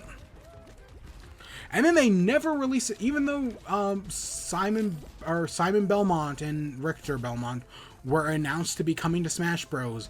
And then later in like November, they announced that Konami announced that they were bringing those two, Symphony of the Night and Rondo of Blood, to consoles. They only came out on PlayStation. Even like 3 years later, they're still only on PlayStation. They might have come to Xbox at some point, but they never came to Switch. And because fuck Konami, stupid fucking company. It's that blows my mind, and the fact that Persona 5 isn't on Switch, that also still blows my mind. Whatever. So yeah, that's God. We went in a lot of random directions there, but I like Metroid, and I'm excited for a new one. It's 2 months away, and it's hopefully gonna be great. Same day as the Switch OLED, which means I will have a Switch again by then, hopefully. I don't know, according to whatever the website was, wherever I pre-ordered it, Best Buy, Target, I don't remember. My console doesn't come in until like a few days later, but whatever, I'll take what I can get. So, I guess that brings us to WIBE, right? What have I been doing? I've been playing Fall Guys, I've been playing Animal Crossing. We did the 500th day Animal Crossing thing. It's going fine, right? We're still 500 days in. Oh, God. My throat is I'm all clogged up. But yeah, we did 500 days of Animal Crossing. Nothing else has happened since then. Like, fuck. I don't know. I've already ranted about that. I'm not going to do that again. Fall Guys, I've been playing. We talked about that at the start of the show. Happy 1 year anniversary to Fall Guys. Still love the game. People decry dead game all the time. I love it. I still love it. Same thing with Among Us. Still enjoy the heck out of Among Us, even though some people really fucking hate it. I don't know. What's the new popular game nowadays? Fucking The Ascent? I don't know anymore. But yeah, I haven't played. I've been sitting on Skyward Sword, Disco Elysium. I've been sitting on. Even though I was listening to a podcast the other day, I don't remember which one, and they were talking about Disco Elysium, and I was like, God, I should play Disco Elysium because it's now fully voice acted and everything, and I just worry I don't have the time. I don't have the time to do Skyward Sword either, but we find time theoretically. That Chikorio, that It's a PlayStation game by the devs who did Wander. I think it's called Chicorio, from the devs who did Wander Song. Looks pretty good. Gotta get up front.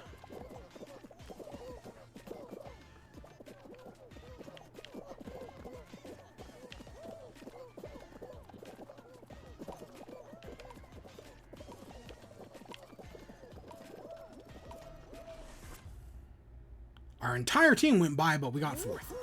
And that, I think that gets us the full Ratchet and Clank costume. So the other thing I did watch, though.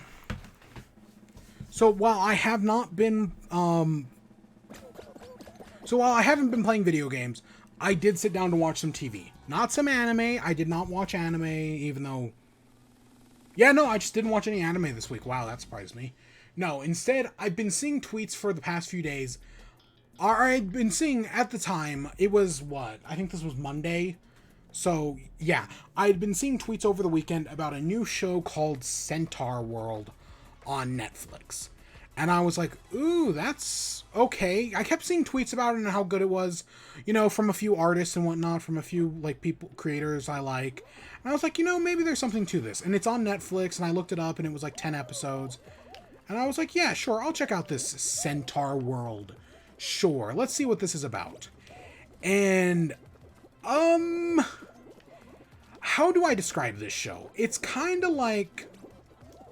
Okay, my first go-to is Adventure Time. Because it's kind of weird like Adventure Time. But it also reminds me of, like, a Charlie the Unicorn, llamas with hats style thing. I don't think it... I mean, it gets dark in places. I don't think it ever gets as dark as, like, a Charlie the Unicorn, llamas wearing hats thing. But it gets dark. I'll say it gets a little dark.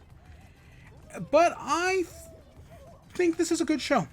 I really do. Something that surprised me is it's a musical, which I was not expecting.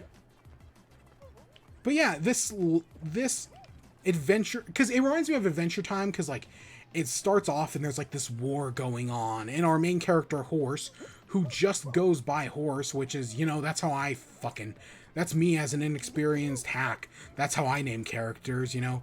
I name characters after like a distinguishing character trait or an eye color. But nope, the main character in this is called Horse. Right? It's actually real. It works. And then their writer is called Ryder, because they don't actually give a name. And I thought maybe they were building up that, hey, the horse was going to have a name, and then it just never happens. But yeah. Oh, also, full spoilers ahead. I guess I should say that. But yeah, I've been like, I liked it. I watched all 10 episodes in like, cause you know, I had 2 days off. So I watched all 10 episodes in 2 days. And yeah, it's a good show. It's a musical, which I didn't expect. And I did get some of the music stuck in my head, and we'll talk about that. But yeah, just a weird show called, like, the picture on Netflix is a picture of a butt. Like, it's like this butt house. And I was like, okay. But, you know, the animation looked good, and I was like, and, you know, some people I like who were like, oh, yeah, it's good. And I was like, okay, right, fine. I'll give it I'll see what this is about, right? People I know like this, I'll give it a chance. And since then, it's gotten even bigger. Since then, I've seen more people talk about it. So, real quick, the Ratchet and Clank costume, we started this today at the start of the stream, and we've just completed it. The color palette, the patterns, the bottom, the top, and whatever this is, the emote. Link's laugh. Yeah. Huh. We got extremely lucky early on. I'll say that. We got extremely lucky. Because, yeah, the Centaur World, it starts off with, like, this horse, and there's, like, this war, and, oh, the village has been burned down, but, hey, the heroes have this artifact, and then the horse falls off a cliff, and all of a sudden they're in Centaur World, where all the creatures are centaurs, and it's like all, and it's right, it's that contrast between like the dark, gritty war of worlds, and now we have the world of centaurs that's all glittery and colorful, and it's fun. it's a fun world. I keep going back to the music because the music is just such a, like, I didn't know it was a musical because, like, you know, and especially when I think of musical shows, I think Phineas and Ferb. And Phineas and Ferb had one song per episode. And this one has several. Admittedly, the songs in this show are, I think most of them are like a minute long. I did look up the soundtrack afterwards, because the song that got stuck in my head is one called The Nowhere King. So, right, like, in like 3 or 4 episodes in, I think it's 4, they're traveling along the path near the end of the episode, and all of a sudden, like, the flowers and the winds start singing a song about the Nowhere King, who will, like, eat your joy and kill you. And it's like this lullaby style thing, and it just got stuck in my head. And there's one song at the very end that's sung by, not the villain, not the Nowhere King, but like one of the other characters who like steals the key, and that's the other one that got stuck in my head. I think it's called like Nothing Good. That's the other one that's just unkillable earworm. But there's a lot of fun songs and a lot of fun moments. It's just a good show. Now, character-wise, I have some problems. The main character, Horse, is great. The Wamawink, the pink sheep tar, I don't know, whatever Wamawink is also pretty good. I like Wamawink's arc and Wamawink's development. Everyone else, though, kind of falls on this spectrum of like, oh, you're fine to, wow, you are annoying as hell. Most of the main cast is fine. Most of the time, like, the zebra, I don't remember, the only name I remember is Wamawink and Horse and Ryder, and yeah, that's it. Water Baby, I remember Water Baby. Yeah, no, I got nothing else, but yeah, I liked Wamawink and I liked Horse, and they're the crux of the show, so that's where it works. But the zebra is fine. I felt like the zebra was fine, pretty solid. Same thing with the bird thing. I want to call it Brad. It's not Brad. The bird thing is kind of annoying because it's like, but I like its dynamic that it's kind of like constantly shitting on Horse.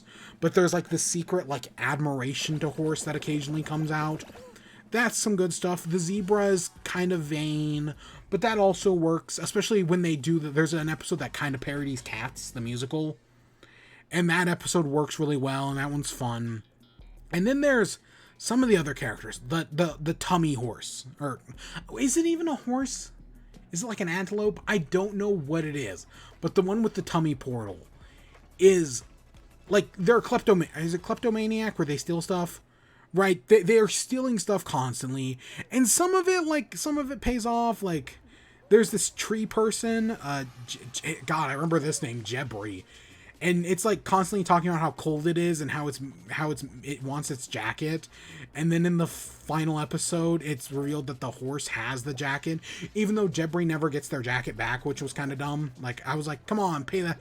You've set it up so well, just pay it off now. Give Jebri the jacket. Come on. I like Jebri. It's clear that I did it because I remember the name. I think it was something like that, anyways. But yeah. Other than that, the kleptomania stuff is. She's fine. She's fine. And then the giraffe is also fine. But sometimes the giraffe is just too fucking stupid for his own good. And like, the episode, right, the one where they parody cats, that was the one that got to me with the giraffe. Because it's just like, he's not paying attention for most of the episode, and like Horse or the zebra will explain something and the giraffe will be like, wait, what just happened? Like, he's not paying attention. He's just a little too stupid for his own good. And for most of it was fine, but by the time the Cats episode happened, which I think was like 7, it had worn on me, and I was like, nope, I'm done with this. There's some other fun and lovable characters throughout. There's a mermaid who I liked, and there's a mermaid who has who like not water baby, who Wamawink kind of is like, oh yeah, I'm making out with, right, like wants to mac on. Water Baby's not bad. Comfortable Doug. That's another good one. And the Comfortable Doug just shows up at the end and gives this whole song. Yeah. The whole mole scene, like where they go and the horse's tail is talking and everything, is kind of weird. I don't want to say it's bad. It's just kind of weird. Again, the songs do some heavy lifting at some points, and I mean, the songs are fun sometimes. Because, yeah, as time goes on, like, this horse is slowly turning into, like, a creature from Centaur World. They never actually turn into a centaur, which is... I think that was a good move. Like, they become more animated as time goes on. And they look... Because, you know, they start off looking like just an animated horse. But by the end, they look like a cartoon horse, which there is a difference. And then the humans, meanwhile... So there's only 2 humans throughout the entire show. I mean, there's a lot of, like, human-like creatures. Like, there's a I can't use that word on Twitch, but there's, like, a basement-dwelling, bear tar that is, that, like, has this, like, diorama set, like, you know, like Warhammer 40k figures. And, like, they look pretty human, but there's some humans in there.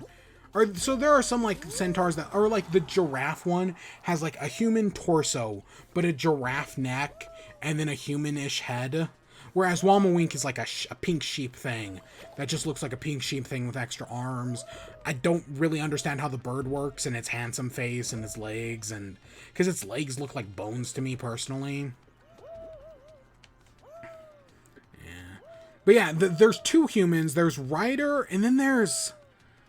the other one whose name I don't remember, but like they have like the key, and like they're watching them the entire time, and there's just something about the humans that like was weird. Like, it's not, I don't want to say they felt off, but like there was something with the animation on the 2 humans that I just couldn't pin. Like, I just couldn't figure it out. I thought I had for a second there. Because part of me, because like they look human, right? It's 2D animation, but there's just something about them that I like doesn't look like 2D animation, right? Like maybe it's the shading, like maybe, but like before Horse turns into like a cartoon from like the Centaur world, Horse looks fine. Horse looks to fit in, but it's just the humans look different, and I couldn't figure it out, and I still kind of can't. I started to theorize that it has something to do with, that what if, are the humans 3D animated? I started to wonder that, because, like, I've seen some animes where, like, the humans where, like, characters are done in, like, 3D animation. And I've actually seen it both. I've seen it where normal humans are like done with normal like 2D animation, and then the show shift to like 3D animation for like more cartoony segments, but I've also seen the opposite. So I don't know, because like what's the anime movie called? Is it Lou Over the Wall, where it's like humans, but it uses like a 3D animation, but it makes the humans look 2D. And for a moment I was like, is it doing something like that? I didn't look into it, so I shouldn't say, I don't know the answer, but I don't think it is, because I kind of looked at Lou Over the Wall again, and like other similar like 3D animations that's designed to look 2D, and it didn't match up. But there's something up with the humans that I couldn't pin. But it's not that they don't look right, they look good, but there's just something about it. Maybe it's the shading, I don't know. There was something where I was like, something's weird here. Something is weird here. I just can't pin it. But yeah, I don't know. It was just something that was kind of like, it was that every time there was like the writer on screen or whatnot, it was always something that like was in the back of my mind, like something's up here. But yeah, it's through just 10 episodes. It's a short season, 10 episodes, 20 minutes in and out.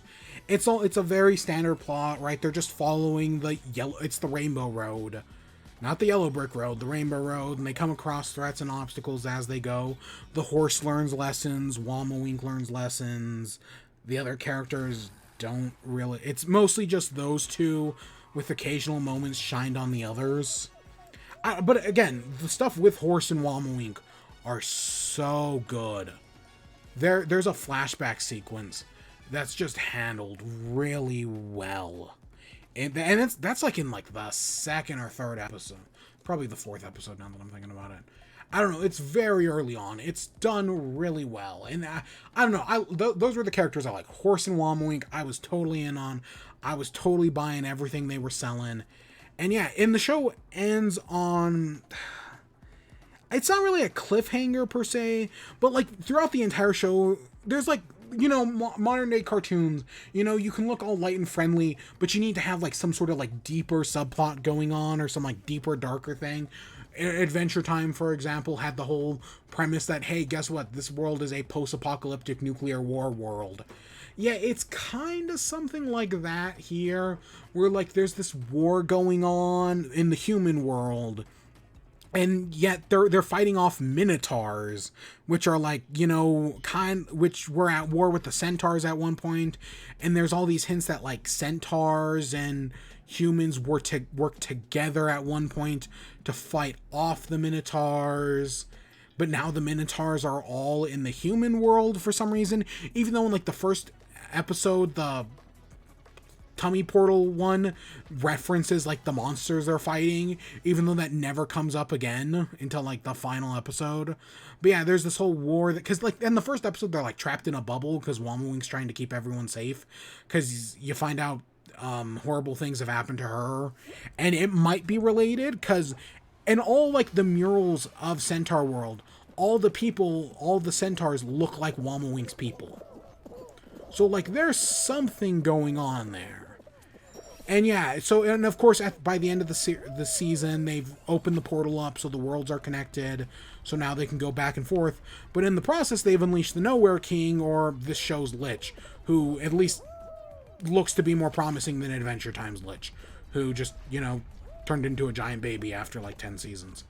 And there's something with like the other human has some sort of connection to the Nowhere King, and like they used to be like partners or something, and something horrible happened at some point, and I don't know, it seems really interesting, and they're hinting that, hey, the horse is staying in this world to like train the people of Centaur World for war, whereas the human we've been following is going back to warn the general, because, you know, the war is still going on, and then the Nowhere King is, I don't know, and something, I don't know, there's something where like the Nowhere King is clearly like a centaur who was betrayed and locked between the worlds.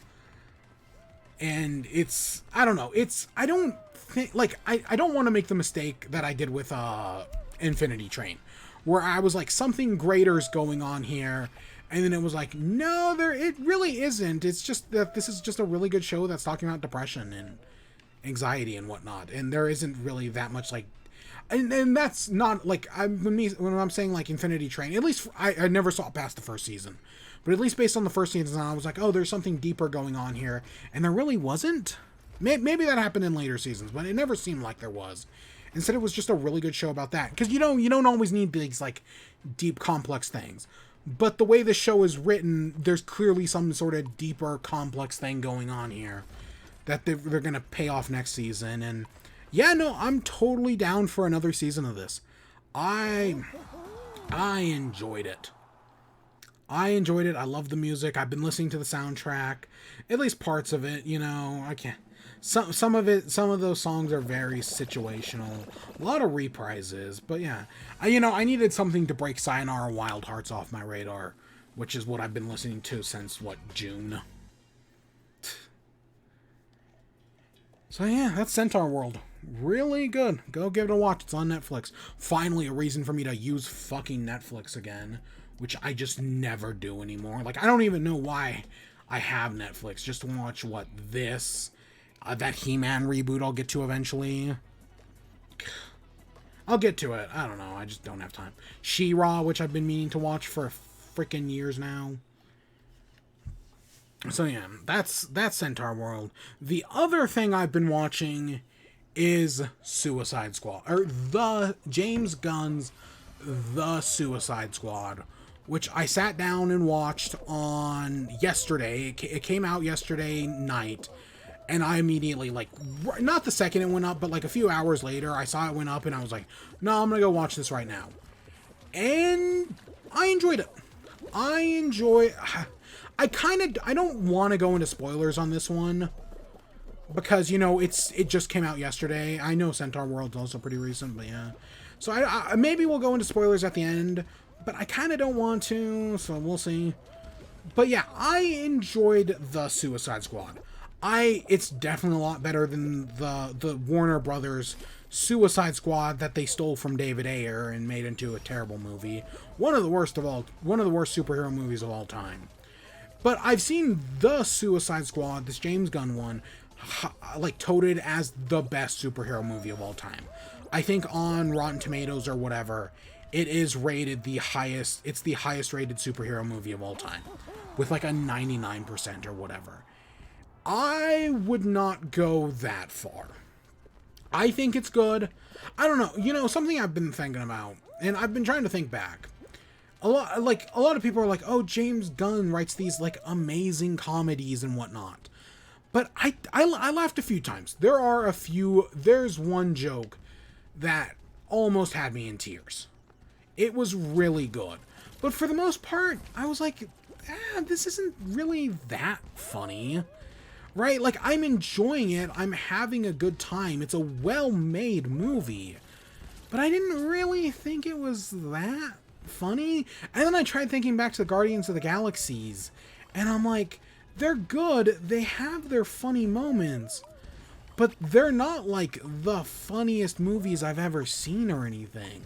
They're just good. Yeah, I classify them as comedies, I guess, but they're not, like, the funniest things. They're just good movies. And what I love about Guardians of the Galaxy 2 is that it makes me cry. Right? Like, the ending of Guardians of the Galaxy 2 makes me cry my eyes out. And so, I don't know. Like, I'm thinking, and then other James Gunn movies, what? Freaking Scooby-Doo 2, Monsters Unleashed. I mean, again, it's technically a bad movie, but it's a fun bad movie, so I'll give it that. And it's, I don't know, I enjoyed that. Definitely better than the first one. But yeah, I don't know if I think, like, James Gunn movies aren't, like, laugh out loud comedies. They're more, right, they're more God, that sounds so fucking pretentious. Intellectual comedies, right? They're more crafted and they're more put together movies that are well done. They don't always have me laughing my ass off, but they're good movies. And The Suicide Squad is a good movie. I don't know if I'd say, yeah, it's one of the best. I might. It's definitely good. And I mean, there are a lot of good superhero movies. There's also a lot of bad ones. Some very bad ones, especially, again, I kind of think DC only has like 2.5, at least the DC universe only has like 2.5 good ones. And yes, I do stand by Birds of Prey is a fantastic, I would say this is the best, and this is the best movie in the DC universe, right? In the DC cinematic universe, this is the best one, then Birds of Prey, then everything else, because, you know, I don't think all that other stuff is good. Shazam's good. Shazam's good. Other than that, nah. But yeah, I definitely say this is the best, but I love Birds of Prey. I will not hear any slander against that movie. That movie is fantastic. And, you know, it came out before the pandemic, and some of you just did it dirty. You didn't give it the love it deserved, and it deserved that love, because it was really good. It's so good. Birds of Prey is fantastic. And yeah, this is fantastic. I enjoyed it. I don't think it's the amazing thing.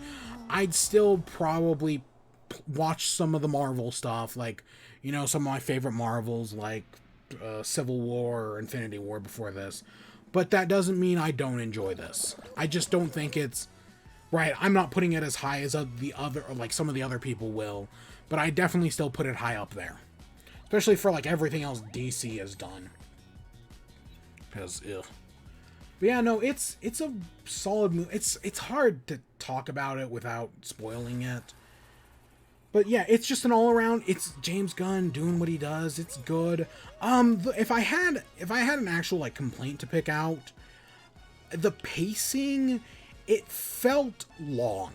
Like I remember looking, I had to pause it at one point because did I answer the door or I did something to, and I paused it at one point, and I was like, oh, I'm like halfway through it. I'd guess I was like 40 minutes in. And it still had like another like hour 30, hour 40. So it definitely felt long. Which, because because movies are getting longer and longer all the time, and they don't always feel that long. Like there are definitely some movies that are like 2 hours long that go by in what feels like minutes. But yeah, so I did definitely feel the length on this one.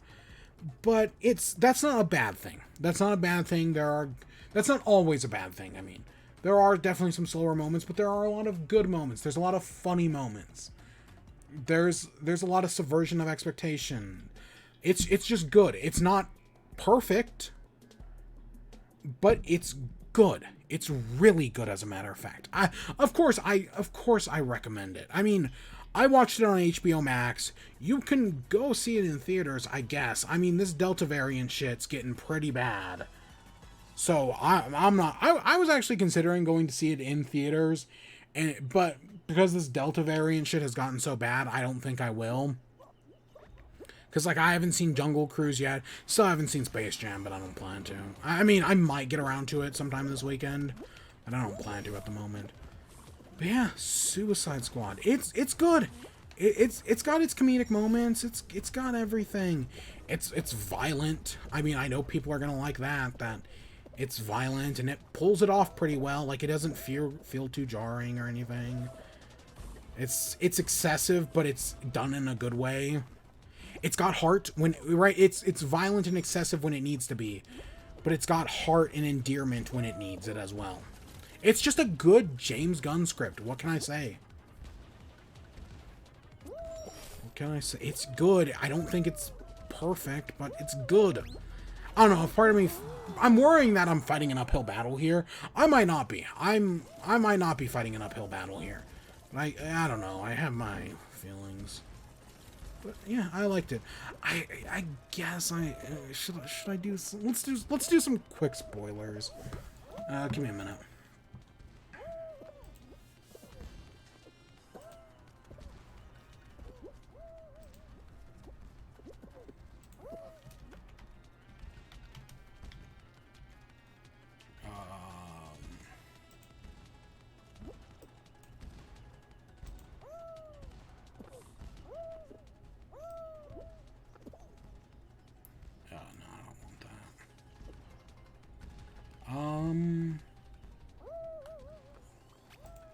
Oh god. I wish I could get like a. Let me actually edit that real quick.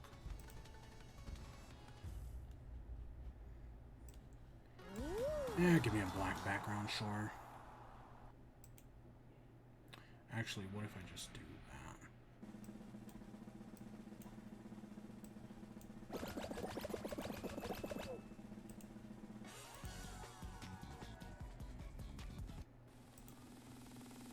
Yeah, sure, that looks a little better. Where would be... I don't think it matters.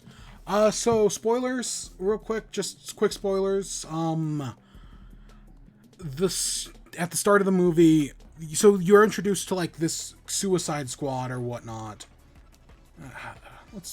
I don't know. I don't know where... I'm waiting for the game to start.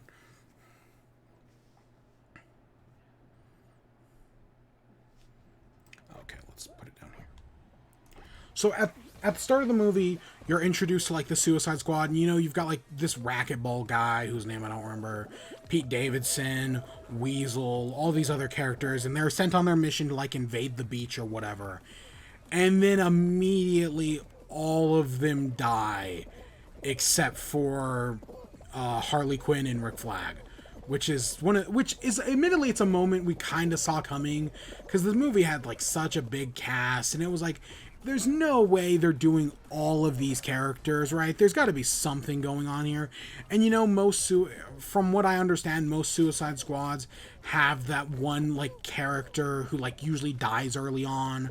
You know, freaking Slipknot was the one in the not, I don't want to call it the David Ayer one, but the, you know, the Suicide Squad, the original one, which was technically directed by David Ayer, even though he didn't edit it.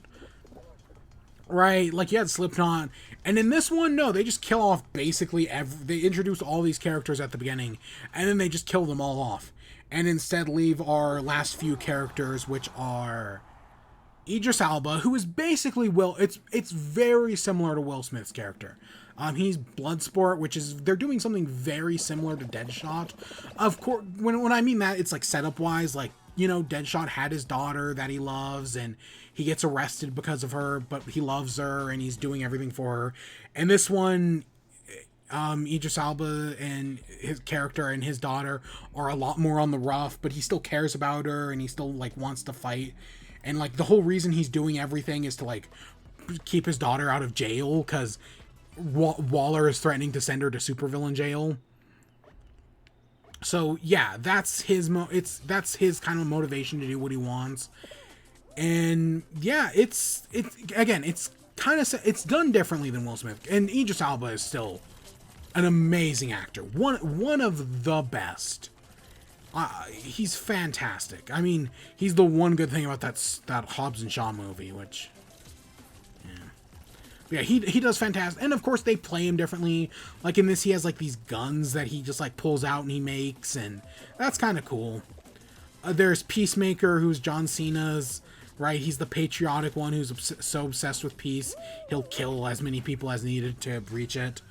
Ratcatcher, who is Ratcatcher 2, which is the daughter of the original Ratcatcher, who took, you see the original Ratcatcher like a few times, like it mostly just like in like right, just like in real quick glimpses, and it wasn't until the end of the movie where it's like, oh, that's Taika Waititi. Oh, okay. Who else? There's King Shark, who's just a moron, but in a fun way. He's great. Sylvester Stallone's fantastic. You have, who else? There's one other main one. Polka Dot Man, who they do also, right, is like, the Ratcatcher 2 is a standout. Like, that's Ratcatcher 2 and Idris Elba do fantastic. Polka Dot Man, also pretty good. My biggest laugh of the movie probably came from Polka Dot Man. That when I was talking about that earlier, I'm not going to spoil the scene or anything, but that's where it came from. I think. I don't know. There were a lot of good moments. And then you have Rick Flag, who is, you know, same Rick Flag we knew. And I like what they do with Rick Flag here. There's another great moment with because they think he's captured, so they're like trying to bust him out, and the payoff for that is fantastic. They brought back Margot Robbie as Harley Quinn. I was thinking about it. Margot Robbie's Harley Quinn might be the most consistently good thing in the DC universe. Like, think about it. Her and kind of Will Smith are the one good thing about the original Suicide Squad. Suicide Squad. Birds of Prey is fantastic. I won't hear any slander against it, and she's great in this. They go some places I did not expect them to go, but I think it's really good.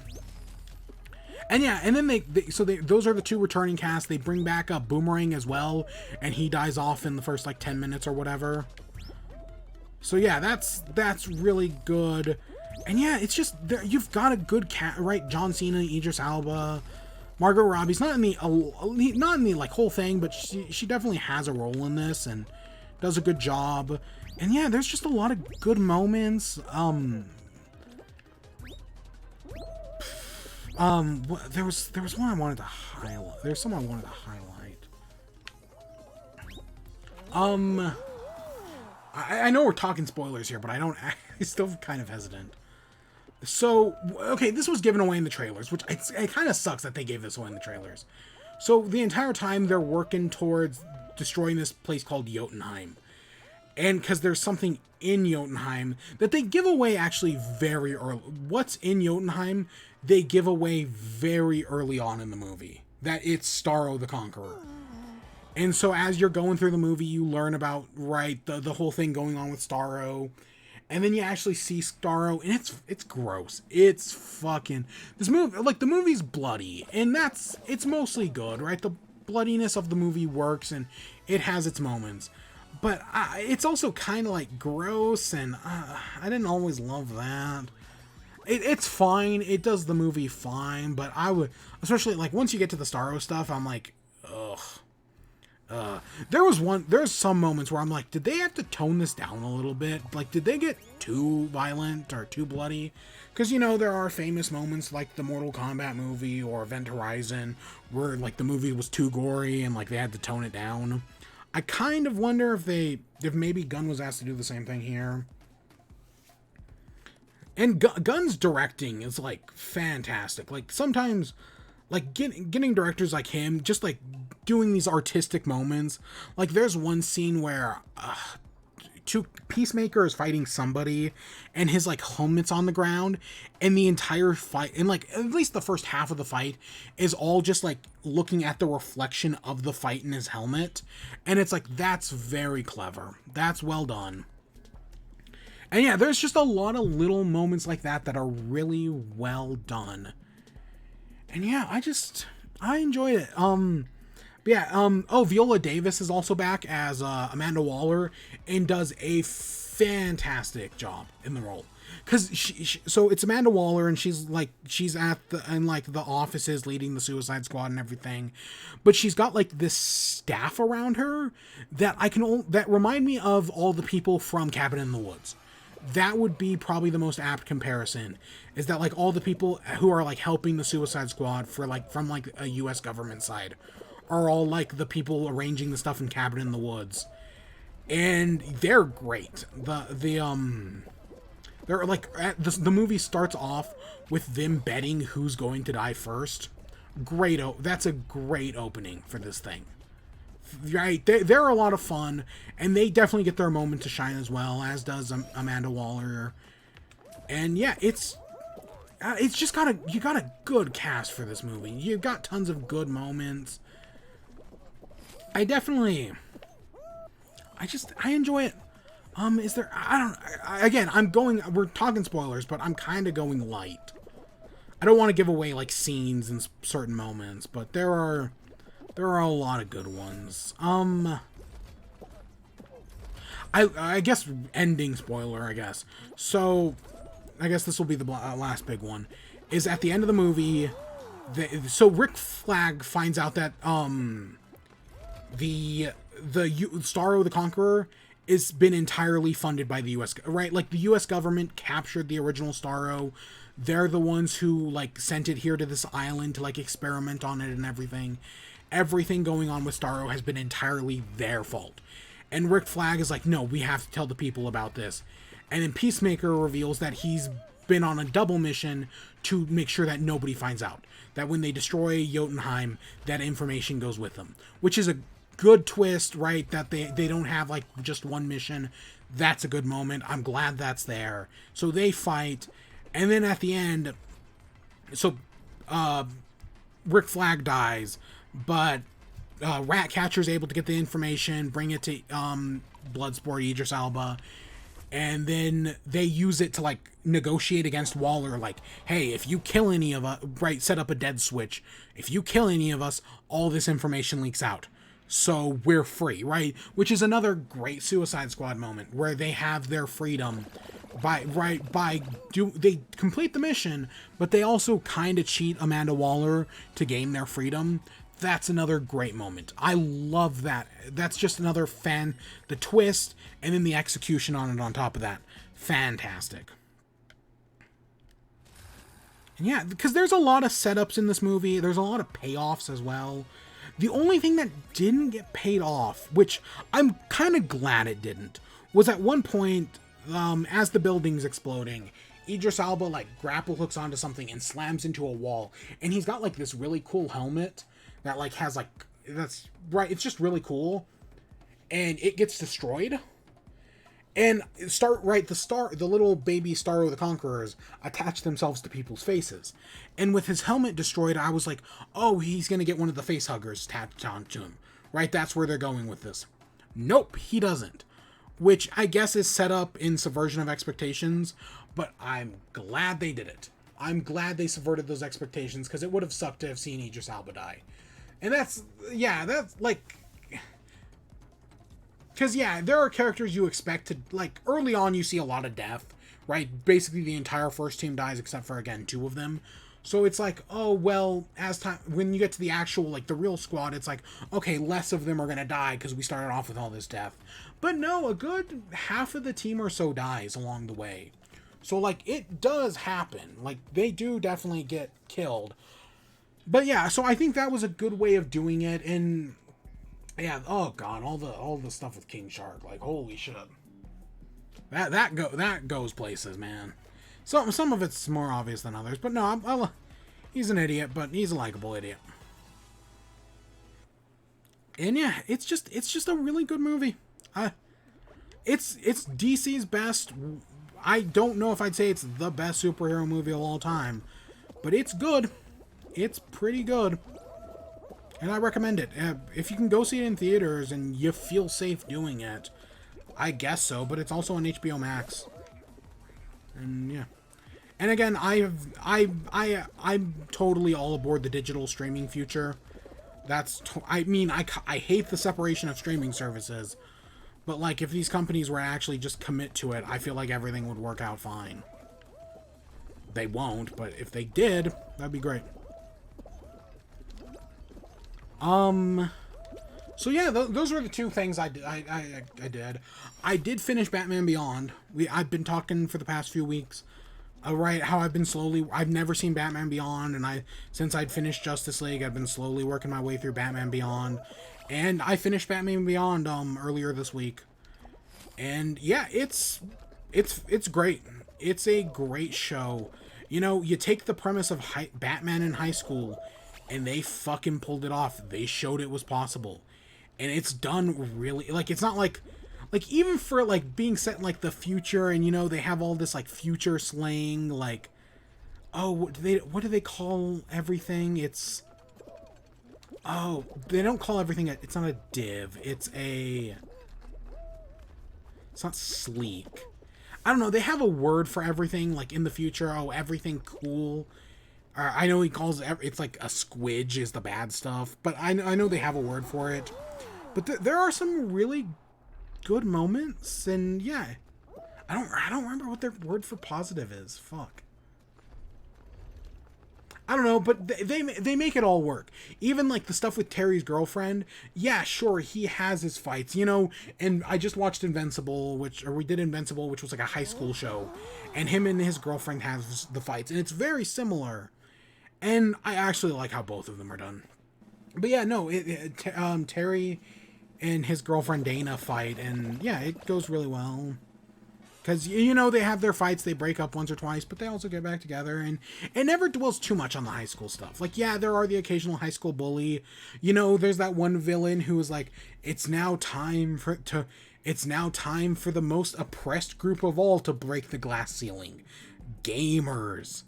That scene happens in Batman Beyond. He does not say that line. He does not say that gamers are the most oppressed group in America, which I was disappointed to find out. The other famous scene from Batman Beyond, though, where it's like, you killed my father, and the guy's like, you have no idea how little that narrows it down. That is an actual scene. That one does happen, but the one with the most oppressed group being gamers doesn't, which was disappointing.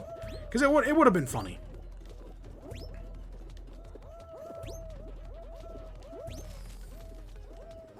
But yeah, and then, so I watched all that.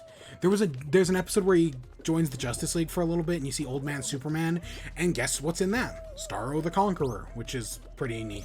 I mean, they don't call him Starro the Conqueror, and he's actually pretty small, but hey, that shows up in that, which is neat.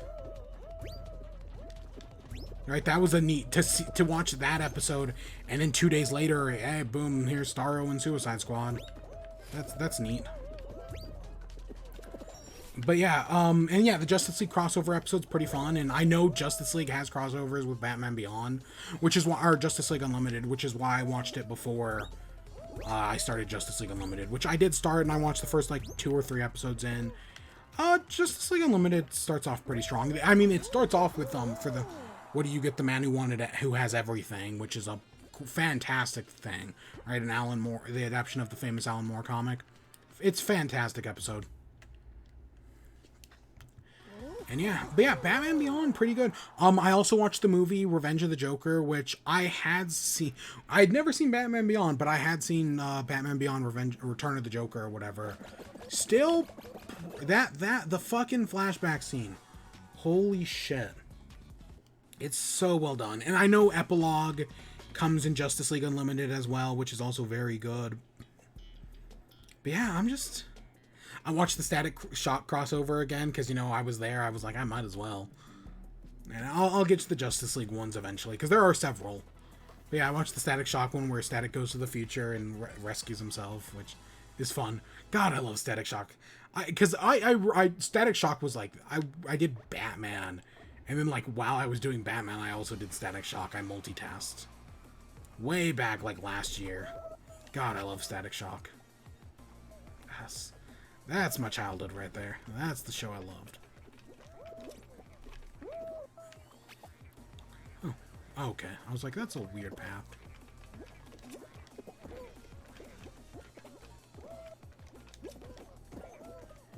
Yeah, and yeah, I finished Batman Beyond, and then, yeah, Justice League. And then I think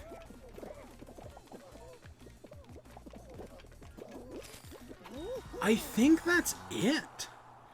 Because, okay, there is also Teen Titans, which that watching the Batman Beyond Return of the Joker, it did make me question, like, hey, what is the continuity with Teen Titans here? Is there any? Because, like, okay, the what makes it complicated, so if you don't know, right, Teen Titans, the classic Cartoon Network animated show, might be in the same continuity as Justice League and Batman and Superman the Animated Series, Justice League Unlimited, Static Shock, and all those other shows. And I guess technically the modern day DC universe, because I think Flashpoint eventually happens in those. I don't know, fucking ugh. But the thing is, oh, why do I still have the spoilers up?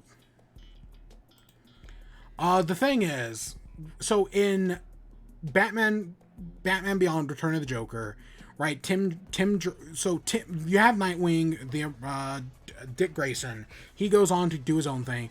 Then you have Tim Drake, who is kid superhero. He's doing what, right? He's kid superhero. He's the second Robin because there's no Jason Todd. You just go to Tim Drake.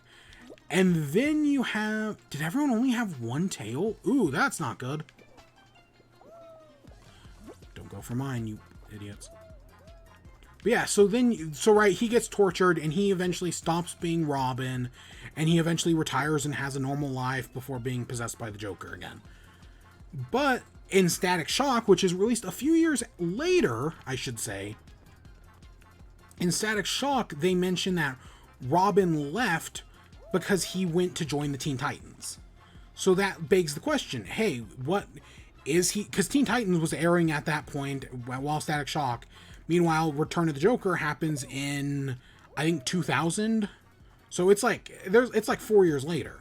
And it just leads to the question, like, hey, what's canon? What's in continuity this time? And to be fair, I'm not entirely sure. Is the Robin that we see in Teen Titans, is that actually Tim Drake? Or is that its own continuity? Is that its own continuity Dick Grayson? I'm not sure. And because, yes, watching Return of the Joker, it's like, no, it's different continuities. But watching Static Shock, it makes me think that, no, it's the same continuity. So I can't tell. I don't know. Oh, God, of course we got eliminated. I love the idea that Teen Titans is connected. I love that idea. But I don't think it is. Based on what happens in Return of the Joker, I don't think it is. Again, comic books retcon all the time, so who knows. Yeah, that was just something I was thinking. Because after watching Return of the Joker again, I'm like, wait a second. Because, yes, because it never happened. Because Batman ends in, what, like 98 or something like that? And Teen Titans Go doesn't happen until 2003 or 4, and Static Shock's airing at that time. Justice League is airing at that time, but man, timelines, am I right? And yeah,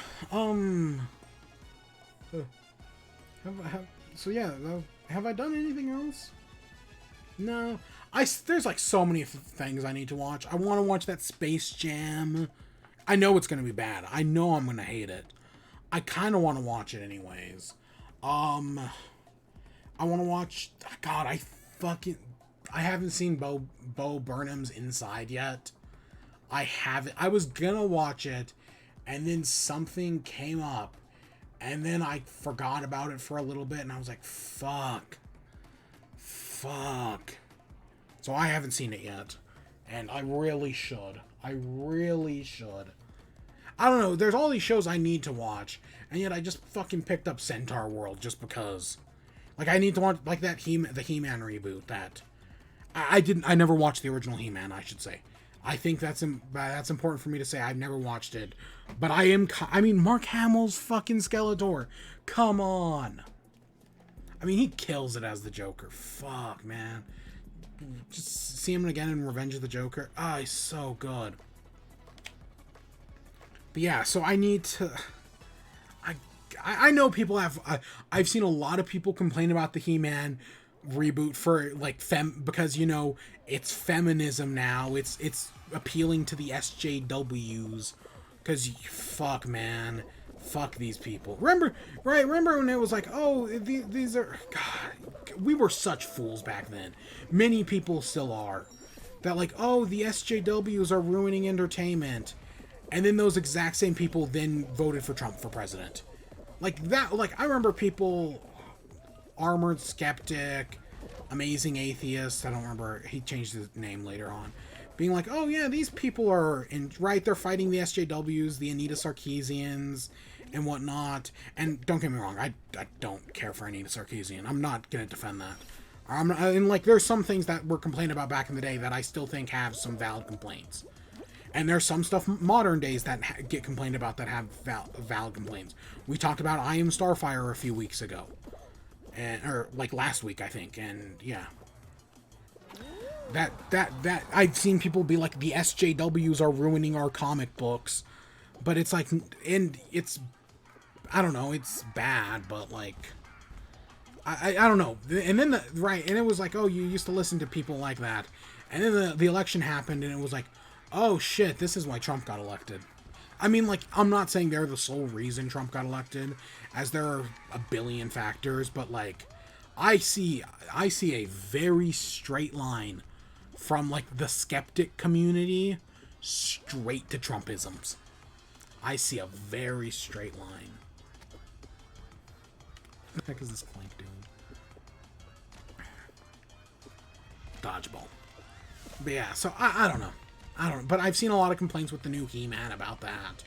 Okay, you know, and I saw this very similar complaints with Amber and Invincible, that the SJWs are ruining our comic books. Even though I think comic books are ruining comic books. But, yeah.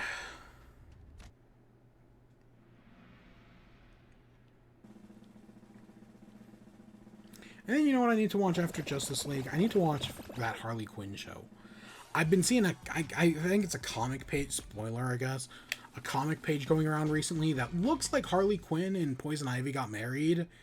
And it's the most adorable thing I've ever seen. And I think it has some sort of connection to the animated series. So I need to check out the animated series, or I need to check out that comic, because that's the cutest fucking thing ever. Yeah. I'm getting my ass kicked here. I hate seesaws. But yeah, there's so many things I need to watch. But hey, I actually watched Centaur World, which I'm glad I did.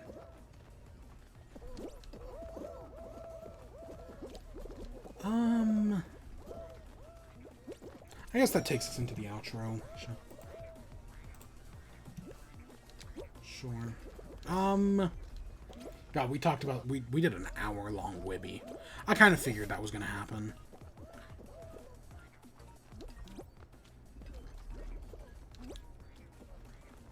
Because I had a lot to say about Zendar World. And I guess some to say about the Suicide Squad. Yeah. And then, yeah, so yeah, I'm just, it's back to, I got 2 days off, and now it's back to school for me. I started some classes today, and then I start some more classes in a few weeks. So technically my load is very light right now, because, you know, it's our introductory week and everything. But I'm going to be busy starting probably next week. And then that goes through, yeah. That goes forever, I guess. Because, you know, I graduate eventually.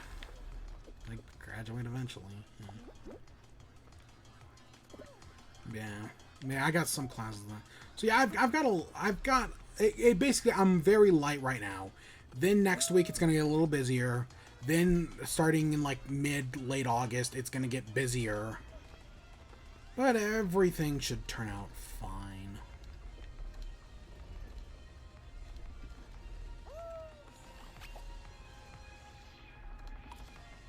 Hopefully. Is this the same one I was watching earlier? The one who was doing the simple flips? Ugh.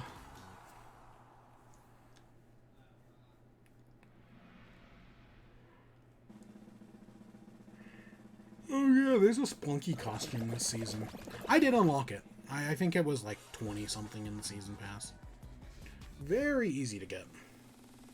I still have never done that button pushers maps that I guess is a team game. I've still never done that one. Because I saw someone making a chart, like, you know those like tier lists of like S, A, B, C, D, E, and F.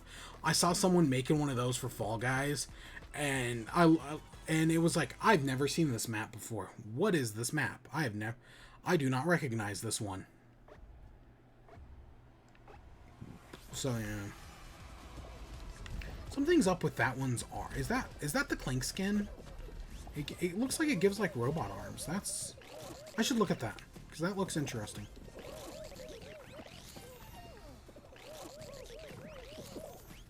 Maybe that's just the aesthetic look.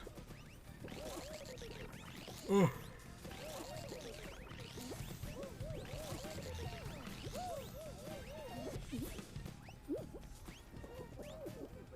Is this... I was like, don't I have a dance on one of these? Yeah, there it is.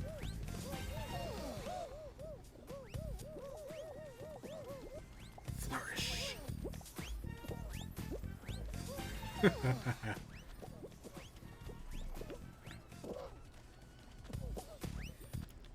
This is the one level that you can just beat without even moving.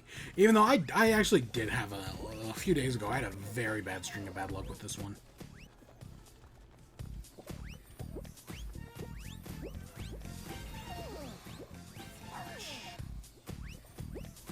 Oh yeah, they're doing... Oh, look at us! Look at us! Look at us! Look at us! I still love this game. I know some people... Right, like, I know some people probably haven't played it in years. Not year. There is statistically someone who has PS Plus, played it on the day it came out, and then never played it again. So yes, there's somebody who hasn't played it in a year. But yeah, there are people who haven't played this game in months. I still love it. I still love it to death. Excited for that golden hot dog costume next. That's gonna... I think that's because there's like 3 special like season costumes: Ratchet, Clank, and Golden Hot Dog. The Golden Hot Dog's the one I'm totally down for.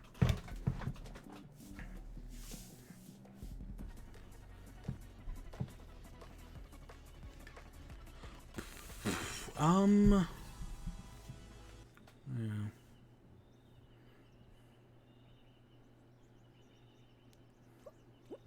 Didn't get around to reading that book I was gonna read. I actually have some new books to read. Yeah, I mean, even like within class and whatnot. It's time to renew the Audible subscription.